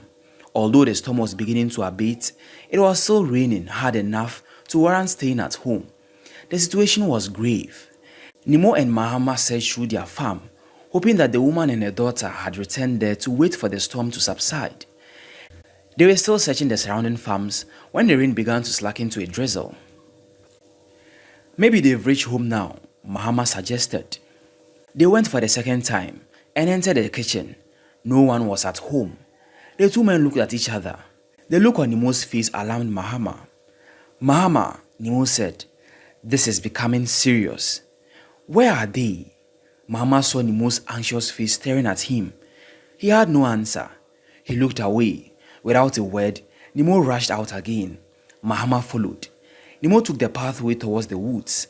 Mahama followed. Suddenly, Nemo stopped. He turned round and started trotting back to the village. "Come, let's inform people," he shouted to Mahama in a broken voice. Apia was at home when Nemo burst in, followed by Mahama. He rose to his feet. "What's the matter?" "Birago and Ya left us at the farm to go and look for firewood long before the storm. They are still not back." Nemo paused for breath. His eyes were red, and Apia saw them and felt the gravity of the situation. For a brief moment, no one spoke. Then Mahama said, "We went back to the farm to check, but they were not there." Nemo turned to the door and hurried out as suddenly as they had entered. Mahama followed. Apia took his machete from the kitchen. "What's going on?" she asked her husband. "They can't find Birago and her daughter," Apia said, and was gone before Boy's mother could ask another question. Yaro, who heard everything from his room, came out with a machete and followed the men. 6 men from Susa were out on the farms in a desperate search for Birago and Ya. They scattered in twos, hardly knowing where to head, but as urgently as they could. They did not have to go far. Mahama and Apia paired up. They took the path which Birago and Ya would have taken to reach home. It was Mahama who saw the fallen bough and went to look. He screamed at what he saw. He yelled so loudly that the other members of the search party close by heard him and rushed towards the sound. Apia was the first to reach him. Oh God, he moaned. Other searchers rushed to the scene. Quickly, they began to lift the huge branch. From the adjoining bush, the rest of the search party came running. Among them was Nemo. Apia met him halfway and tried to bar him from the scene, but Nemo freed himself to look. The sight that met his eyes brought him sprawling to the ground. He fainted. Adu ran ahead of his friends. They were on their way home from school. The 2-mile walk from the town school to Susa was on some days an opportunity for the boys to play, fight, or shoot at birds. Other days, it was simple boredom, especially when it rained, like today. They were all rushing to get home. Their feet were muddy and their uniforms wet. Rains are good only when they come before we go to school, not when we are already there. That was Boy, who hated school as much as Adu did. As for me, I'm hungry, Adu replied. I lost the money my mother gave me this morning. There was a hole in my pocket. Carelessness, Siaka the timid pointed out. If your mother gives you money and you don't want it, give it to me instead of throwing it away. It was a joke, but Adu was annoyed. He stopped and waited for Siaka. Between them was Boy. Get going, Adu. He was only joking, Boy said. Adu was still looking angrily at Siaka. The other boys were closing in on them. Boy got hold of Adu and pulled him along, determined to prevent a fight. You will see, Adu threatened the boy, yielding to the force of Boy's pull. No one talked after that. In the silence that ensued, Boy was the first to hear the sound of many voices coming from the direction of the village. What's that? He asked and stopped to listen. What? Adu stopped and strained his ears. The wailing that rose with the wind came sailing over to them. It rose and fell, but when it rose again, it was clear. The boys knew that it was no ordinary noise. The sound of moaning, crying and wailing came early in the wind. Fear gripped them. Let's run, Adu said, and ran ahead of the others. All the boys ran as fast as they could until they reached the village, breathless. The whole village was wailing. Adu blinked his eyes. He saw many people flogging in and out of his house with hands upon their heads. He remained rooted where he was, afraid to move. At that point, Boy's mother, her hands upon her head, emerged from the house wailing. When she saw Adu approaching, she ran and lifted the boy upon her shoulders and took him to her own house. Thereupon, Adu started crying. It was obvious to him that someone was dead. Boy's mother placed him down and stared at him with tear-filled eyes. Adu, oh Adu, my son. The woman drew the shaking boy to herself and cried. Adu disengaged himself and wiped his nose. Boy's mother, what has happened? Is somebody dead? Before the woman knew how to answer that question, Mama appeared at the door. Adu saw him and the sight frightened him. His father wants him. Adu spoke to the woman. That bit of information cleared some of Adu's gruesome imaginings. At least, his father was alive. But as he made his way through the people at the door, he knew something dreadful had happened. Some of the people who had stopped crying began all over again when they saw Adu. Mama led him to his father's room.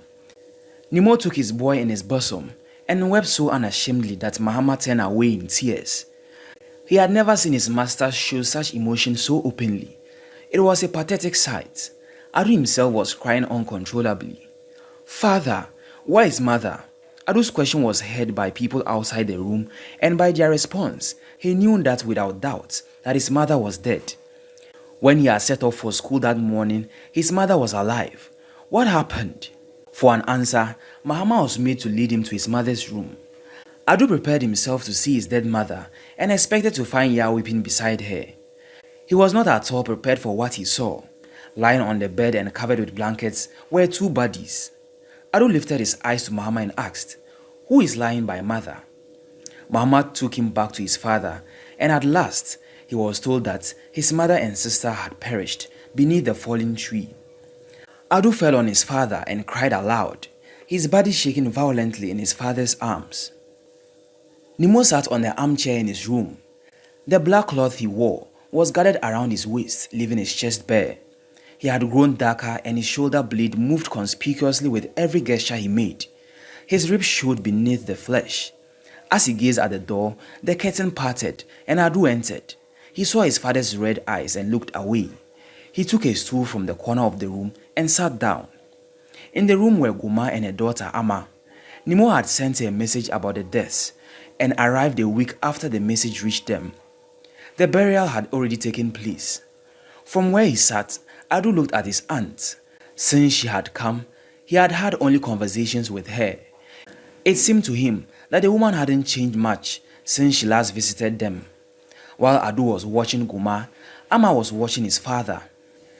Since Ama came, she had often been found weeping. Her cousin and friend Ya was no more. For a long time no one talked, but presently Nemo said, "Adu, why not converse with your cousin Ama outside? I'm sure you haven't had much time together." The message was very clear. Adu and Ama went out together. Even after they had gone, it was some time before Nemo could talk again. "It took you so long to come, my sister," Nemo said. Goma was silent for some time. "Yes," she answered. "I wanted to come as quickly as I could, but I was unable to." Then she added, Looks like your people here did everything for you. Nemo nodded. They are very kind, he said. I'm thinking of going back next week, Nemo. You are strong, and I do also. You've overcome this so soon. If you will permit me, maybe Amma and I should be going back next week. Nemo bit his lips and forced back the tears. Is there something that I can do? Guma asked. But Nemo simply gazed at her, shaking his head slightly. Can we go back next week then? I wish you could stay longer, my sister, but since you say you want to go, that is fine. Silence fell between them again. After all this is settled, Adu and I would come home to Buama and spend a few days. We shall come to greet our people and bring them thanks for their sympathy and help. Guma nodded. When she left the room, someone else knocked on the door and entered. Nemo looked up. It was Yaro. Nemo pointed to the chair. Papa Nemo, Yaro said, after he had sat down for a while, God understands all this. No human being can say he knows why this happened to us. And since God understands, he's taking care of everything. Nemo nodded. Didn't I tell you some time ago, he said, that Adu's dream had something in it? You said it, Papa Nemo. Yaro seized the opportunity. But we have nothing to fear if we trust in God's protection. Nemo nodded. Yaro added cautiously, and this reminds us that while we are still on this earth, we should think about the life after death and prepare for it, because life here is for a short time. Knowing Christ and obeying him prepares us for a better life. I know, said Nemo. Yaro's words were few, but they were helping Nemo to think about his life rather than death. It was a month after the double burial and funeral. The death of Birago and her daughter was considered a tragedy by all Susa. Over many years, Nemo had saved several lives in that village. He was generous and he healed people without charge. Why should he suffer a tragedy like this? Why did he lose both his wife and his daughter at once? Why was it not one or the other? These thoughts flowed through the mind of a woman as she made her way alone to the stream. Boy's mother was thinking about her life with the woman who had been her best friend, but who had now become part of the soil she walked on. A man walked towards Susa with a gourd containing palm wine hanging from his shoulders. He also was thinking about the events of the past month. In his mind's eye, he saw the two figures trapped under the bough of the tree. What a painful death it must have been. He thought about Nemo and momentarily felt ashamed for the many times he had quarreled with him over petty things. In spite of his behavior, Nemo had always forgiven him and made friends. It was Nemo who had saved his wife from death. Apia wiped a tear from his eyes. Adu sat in Yaro's room. He pictured the two red mounds, beneath which lay his mother and sister. Why did it have to be the two of them together? Why did the branch have to break at the very moment they passed under it? When the branch was breaking up in the tree, why didn't some supernatural force prevent it from falling upon his mother and sister? Why didn't God, whom you say is greater than Satan, save my mother and my sister? Adu asked the question again. Since the day of the accident, Yaro and his friend Adu were often together. Their friendship was on a level where they could talk freely, even on matters that adults would not discuss openly. He had refrained from stuffing the grieving boy with quotes from the Holy Book, and he had not preached to him. He had simply allowed the boy to pour out his heart. Times without number, Adu had cried for hours in the presence of his friend. Yaro decided he would open up the subject. Adu, the things that you have seen and heard, not many boys of your age have seen or heard. Do you agree with me? Adu hesitated and then nodded. That's why I've been talking to you in a way I've never talked to other boys. Yaro paused to allow Adu to wipe the tears that were now drying. Listen to me, Adu. I've told you this before.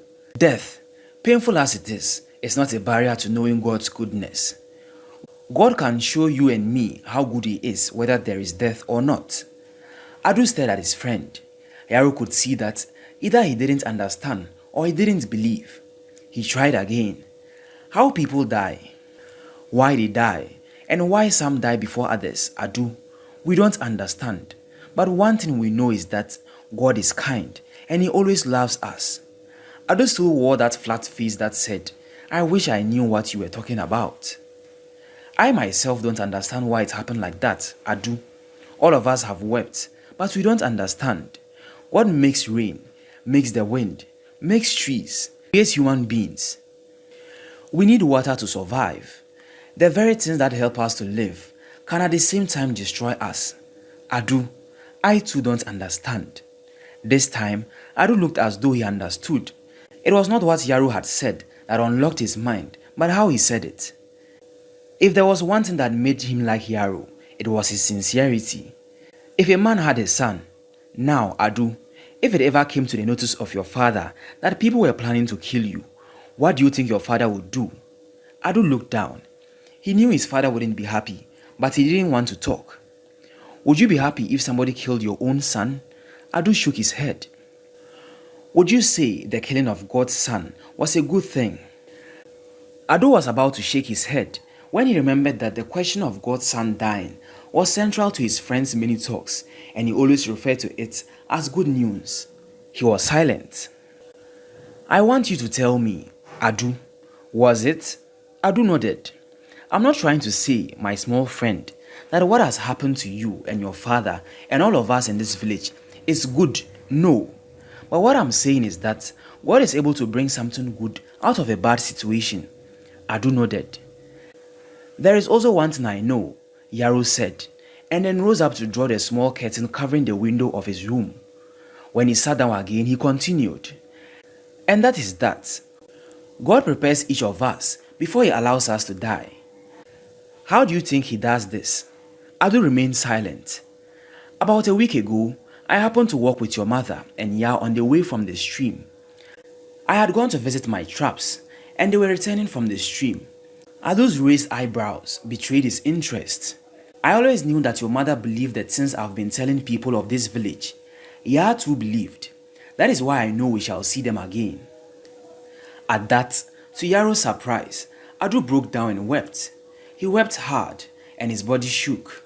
Yaro took the grieving boy to his arms and allowed him to cry. Nemo woke up late, feeling tired and sick.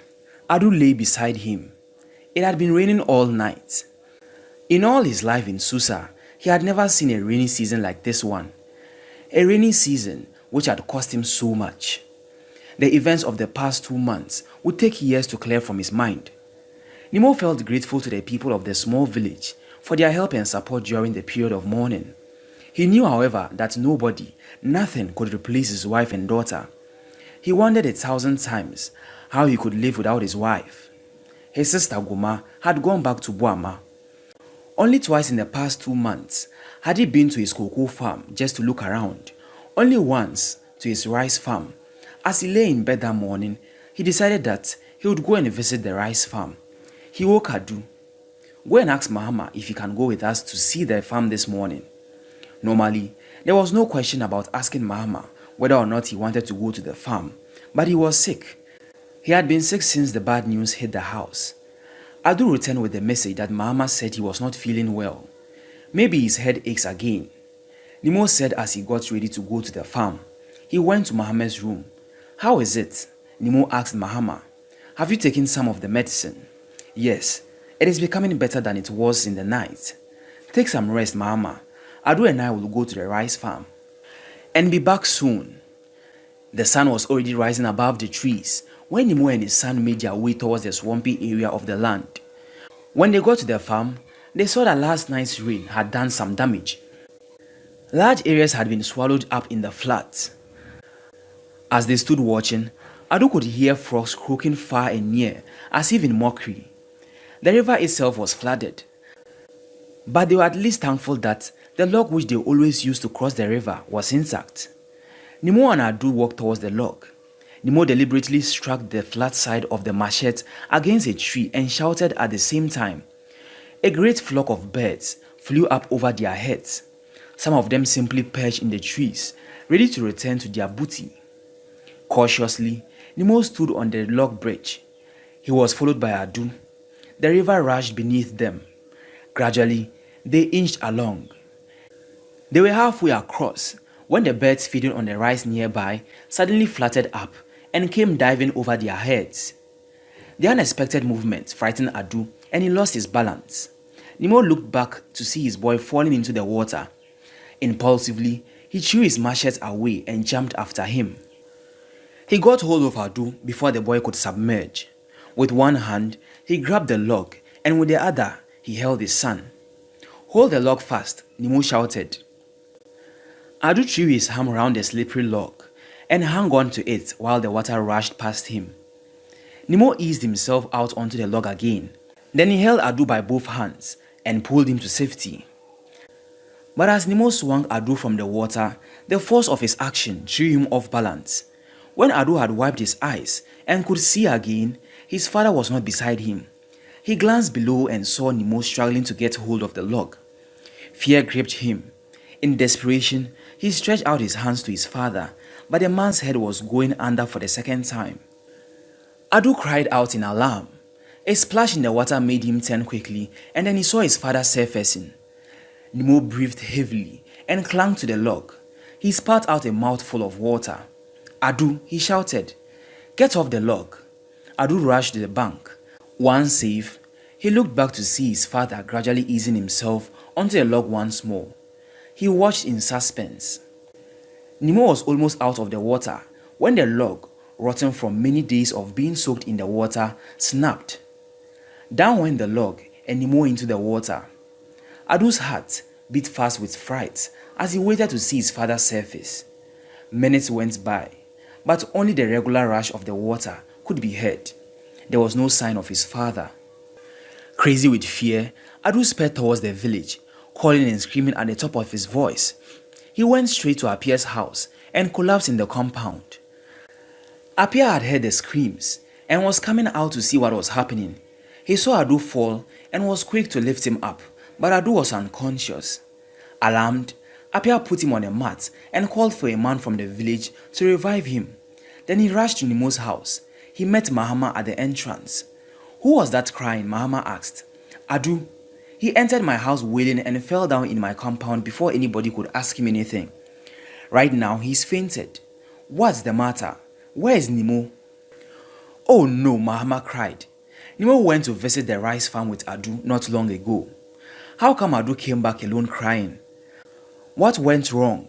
Apia was getting worried. "Let's go to the rice farm," Mahama shouted, setting off at a run, followed by a group of village people, drawn by the shouts and screams. "Look at the log," Mahama shouted. "It's broken." All the people stood silently, watching the little river, now bursting with water, and the broken log which was buried in it. No one seemed to know what to do. They were still standing on the bank of the river when they heard someone running towards them. It was the man from the village who had stayed with Adu. "Nemo," the panting man announced. "He's under that log." At once, several men rushed into the deep water. They emerged from the river with the body of Nemo. No one in Susa, not even the oldest man in the village, could remember a time like this. Here was a family, almost wiped out. People refused to believe that this could happen in their own village. To some, it was like a dream. They would soon wake to find it gone. But the reality hung over the village, like dark clouds. It was a tragedy, a sorrow, a menacing omen. It could not be true. Such things didn't happen in real life. Maybe they happened in distant lands, but not so close to them. Yet an almost empty house reminded them that Nemo and all but one of his family members were no more. So ominous was the situation that people thought of Adu as the last victim, waiting to be slaughtered by whatever malevolent hand had caused all this. Then Adu would follow his father, mother, sister into the world of the dead. To Adu, it felt like a dream, a nightmare that scares you until the day breaks and vanishes to the back of your mind. He waited for the day to break soon. Mahama was a walking shadow. He was afraid now for his own survival. Mahama and Adu were living with Apia and his family. In no time, Mahama decided that he would leave Susa before his turn came. When he told Apia, the older man said, "Mahama, those who run away from trouble often meet it. You are planning to leave this village because of what has happened to all of us. You should consider that trouble is everywhere. Don't let this trouble drive you away from this place. Stay with me. You will be able to make some money here." Mahama listened to him, but he had already made up his mind to go away. He was not alone. The events had made it too scary for Sam to remain in Susa. Only a month later, two families left the village with flimsy reasons, which did nothing to satisfy enquirers. Yaro did not know what to say to his friend Adu. Only a few months ago, when the first tragedy occurred, he had told Adu that God was able in the worst of situations to bring out something better. But surely, the death of Adu's father could not be the better thing. Was his statement still true? He had no answer. He could only let the boy come to his room and unburden his soul for as long as he wanted, and cry with him and hold the boy in his arms. There was a tragedy to which he had no ready answers. In the silence of his room, he prayed that God himself would talk to the boy. Apia and his wife were also dazzled with the tragedy. The woman was so overcome with grief that the mere sight of Adu made her break down. She offered to keep Adu in her own room at night to provide him with motherly care and comfort. But people told her that would destroy the boy emotionally. The advice seemed cold, but it soon proved necessary. Nemo's next of kin, Goma, organized the funeral. 30 days after Nemo's death, Goma said goodbye to the people of Susa. Many had thought she would wait until after the traditional 40 days of mourning, but Goma said she had other priorities in Buama to attend to. She would carry out the 40-day ceremony there. "Thank you for your help," she said, amid sorrowful sighs from people who had come to bid them farewell. "It's plain to me that my brother had good friends here. I know his spirit will continue to thank you for many years to come." Many wept. The two friends, Boy and Adu, looked at each other in the compound and embraced one another in a tearful farewell. Mahama and Nyaru, men who were said never to cry, shed tears freely. The whole of Susa stood by as Goma, Ama and Adu set off for the train station 2 miles away, led and followed by Sam, who intended to see them off. Adu turned round for a last glimpse of the village where he had been born and bred, and the people he was leaving behind. He whispered a silent goodbye. When the train arrived at the station, Adu quickly detached himself from all the people who had come to bid him goodbye and took his seat. He sat alone by a window. He fixed his gaze on the countryside as far as his eyes could see. Would he ever see those places again? He tried to concentrate on something, but nothing seemed to hold together in his mind. All these things were like a dream to him. Barely 3 months ago, he had been a happy boy, with the world at his feet, and parents and a sister he loved and who loved him. Now his life had suddenly become small, as if squeezed into a bottle. He knew no other father but Nemo, no other mother but Birago, no other sister but Ya. Now he had to spend the rest of his life with no father, a mother he dreaded, a sister who was a stranger to him, and a town he wasn't familiar with. Who was this woman? He feared Goma and would rather have gone somewhere else, but he had no choice. He was not aware of the train pulling out of the station. When he came to himself, they were deep into the journey. Trees and shrubs close to the rails whisked past. He detached himself from the inside world and glanced quickly at Goma and a daughter. The silence was depressing. Why hadn't they said a word to him all through the journey? He looked at Ama, the girl he could not quite connect with her mother. She looked different physically and her friendliness was unmistakable. When Adu looked their way, Ama moved from beside the mother and joined him, as if she was waiting for that. "It's a beautiful place out there," Ama said, pointing at the passing scenery of cultivated farms. Adu just nodded. He knew the girl was trying to draw him out, but he wasn't sure he wanted that. "Have you been to this area before, Adu?" Adu shook his head, but kept quiet. "Our school in Buama is a very interesting place." Ama tried again. It was a statement, but it seemed to demand his response. He recognized the girl's attempts and gave up his resistance. "Which class are you?" Adu asked. Then remembering that Ama had told him some time ago, he added, "I've forgotten what you told me the other time." "Class 5, Ama said. "And our teacher is a miss. The only miss in the school." "What's her name?" "Miss Becky Annan." Ama waited for Adu to initiate more dialogue, but when it wasn't forthcoming, she said, "You will be in class 6. The class 6 teacher's name is Mr. Ofori. We call him Teacher Ofori. He too is a nice man." Adu nodded and kept quiet. Ama left him to his thoughts And he realized then how much he had done to change his cold attitude. Amma had given him something to look forward to at least, school life in the town and the interesting teachers. Goma had so many goods with her that she hired some boys at the Buama train station to help carry the items to the house. As they passed by all the houses, Adu tried to look around the town. The first thing that struck him was its neatness. The whitewashed buildings lined the main road that seemed to divide the town into two. Joined to this main road were tiny streets that led into the suburbs. There were many old buildings. An old town, Adu observed. He saw people looking at them. Others were waving at Amma, who waved back. In an open space on his left, he saw the chief's palace. He could tell it was a palace by the decorations and shrines in the compound. Someone was beating on the talking drums. The drums that carried messages to the people. He saw the market square. Some people in the market stopped and gaped at them. Soon, they got home. Adu took time to survey the family home that he had once overheard his father and aunt rowing over. Part of it had fallen and been converted into a large chicken coop. The sight of fowls playing about in the small compound gave him warm feelings, reminding him of Susa. There were 3 big rooms in the house and a small one. He was told that the small one would be his. In Susa, he used to share the same room with his mother and sister. Amma lived with her mother in one room. That night, before he went to bed, his aunt paid him a surprise visit. She told him what his duties were in the house. She didn't like lazy people, she told Adu. She talked about him joining Amma at school that week. When she left, Adu was sure he didn't like her. Still, there seemed to be a wall between them. He feared her. The first 6 months in Buama passed by slowly, and sadly for Adu, he found himself part of the town. He found a place in the home of his aunt's family.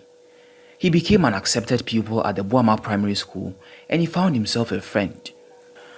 One of the people who had come to see them on Adu's first day of arrival was a woman who very much reminded him of one of the women back in Susa. She was short and dark, with 2 tribal marks on both cheeks. The gap in the middle of her upper teeth made her look cheerful when she talked. Everybody in the community called her Anani's mother. Her son, who was 3 years older than Adu, was the class prefect in Adu's class. His mother's real name was Mansa. This woman had a secret in her heart that she would reveal one day. Adu and Anani became friends a few days after he arrived. Anani took him out one evening to show him interesting places in the town. Anani stammered slightly, which made him a slow talker. But he was very intelligent.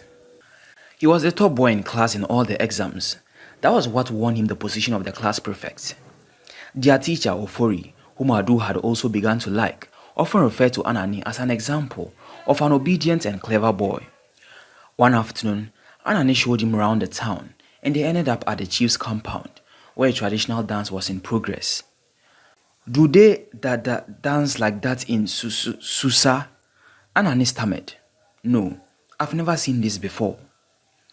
You will see a lot here, almost every Saturday, Anani said.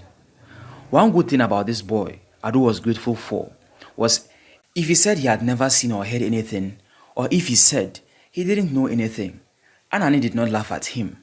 The other boys in school did, especially the less intelligent ones. He observed. When they returned home that evening, Guma was waiting.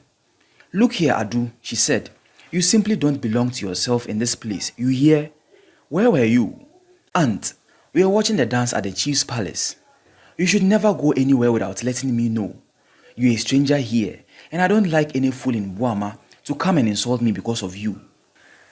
Adu retired to bed that evening feeling confused. It was not what his aunt had said that bothered him, but the way she had said it. For some time now, his aunt seemed to pick on him for the slightest things he did, things he often did back in Susa without any problem. As he lay in bed, he remembered one incident that really shocked him. Only last week, he had returned from school looking dirty because of playing games at school.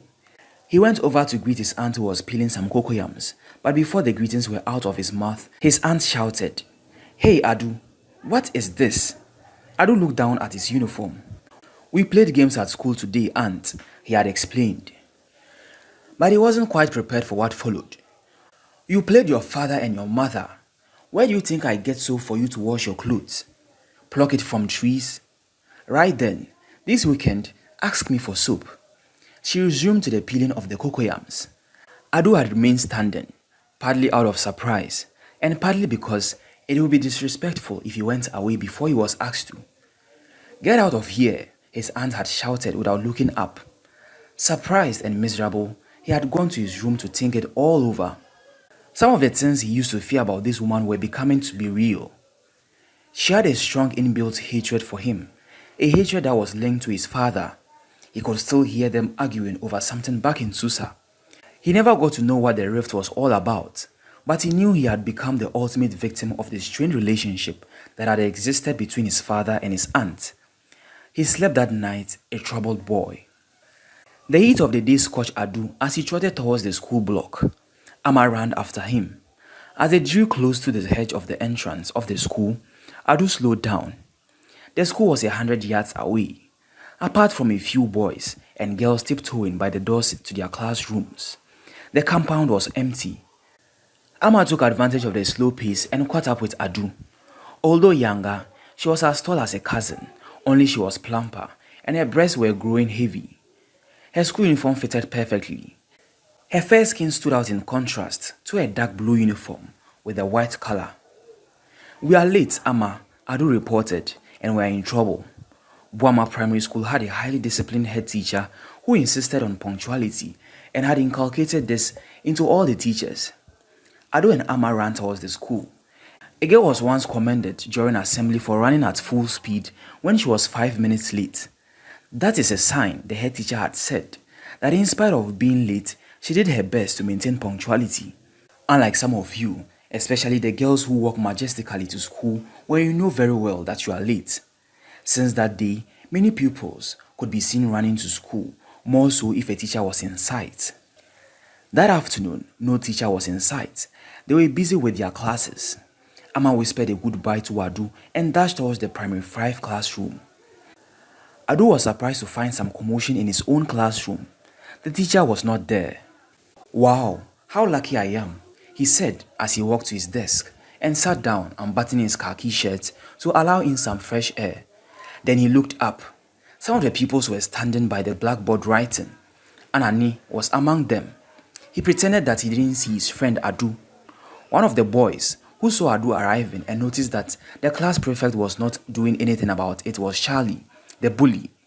He went to Anew the prefect and he whispered something into his ear. Anew nodded and remained standing. A few seconds later, the boy went back to him and whispered. Anew looked at Charlie angrily and blurted out in his usual stammer, I know. I've seen him." "Then write his name if you've seen him." "Mind your own business, Charlie, and leave mine to me." Then, as if he just remembered an appropriate quote, he added, "Paddle your own canoe." As the class prefect, Anew tried hard to keep the other boys in order so that they would respect his position. But while some of the boys readily did as he said, there were others like Charlie who interfered with his job. Anew knew that he had won the position of the class prefect with his intellect and not his physique. Physically, most of the boys were bigger than him. Some of the boys vied jealously for the position he held, and he knew this.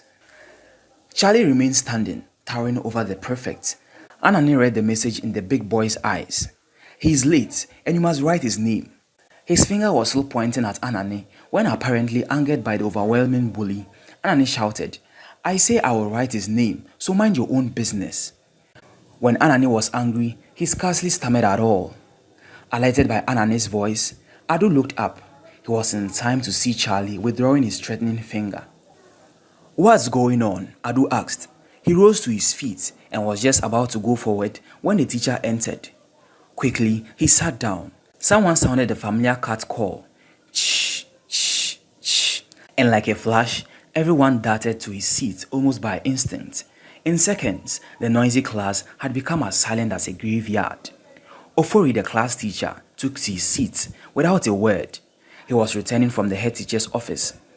He removed the register from his drawer and opened it. Every eye was on him. Teacher Ofori was short and stout. Short people, it was said, were impatient and intolerant, but he rarely lost his temper. He stroked his smooth chin as he leafed through the attendance register. For 5 minutes, silence reigned in the class. It was like eternity to the boys. One peculiar characteristic of their class teacher was his ability to hold them in disturbing suspense. Ado gazed at the teacher. In many ways, Ofori surprised him. His white shirt sparkled against the blazing sunshine outside. Ado admired the man, especially for his ability to command the respect of the class without the use of force. Ever since his transfer from Susa to Buama, Ado had secretly adored teacher Ofori.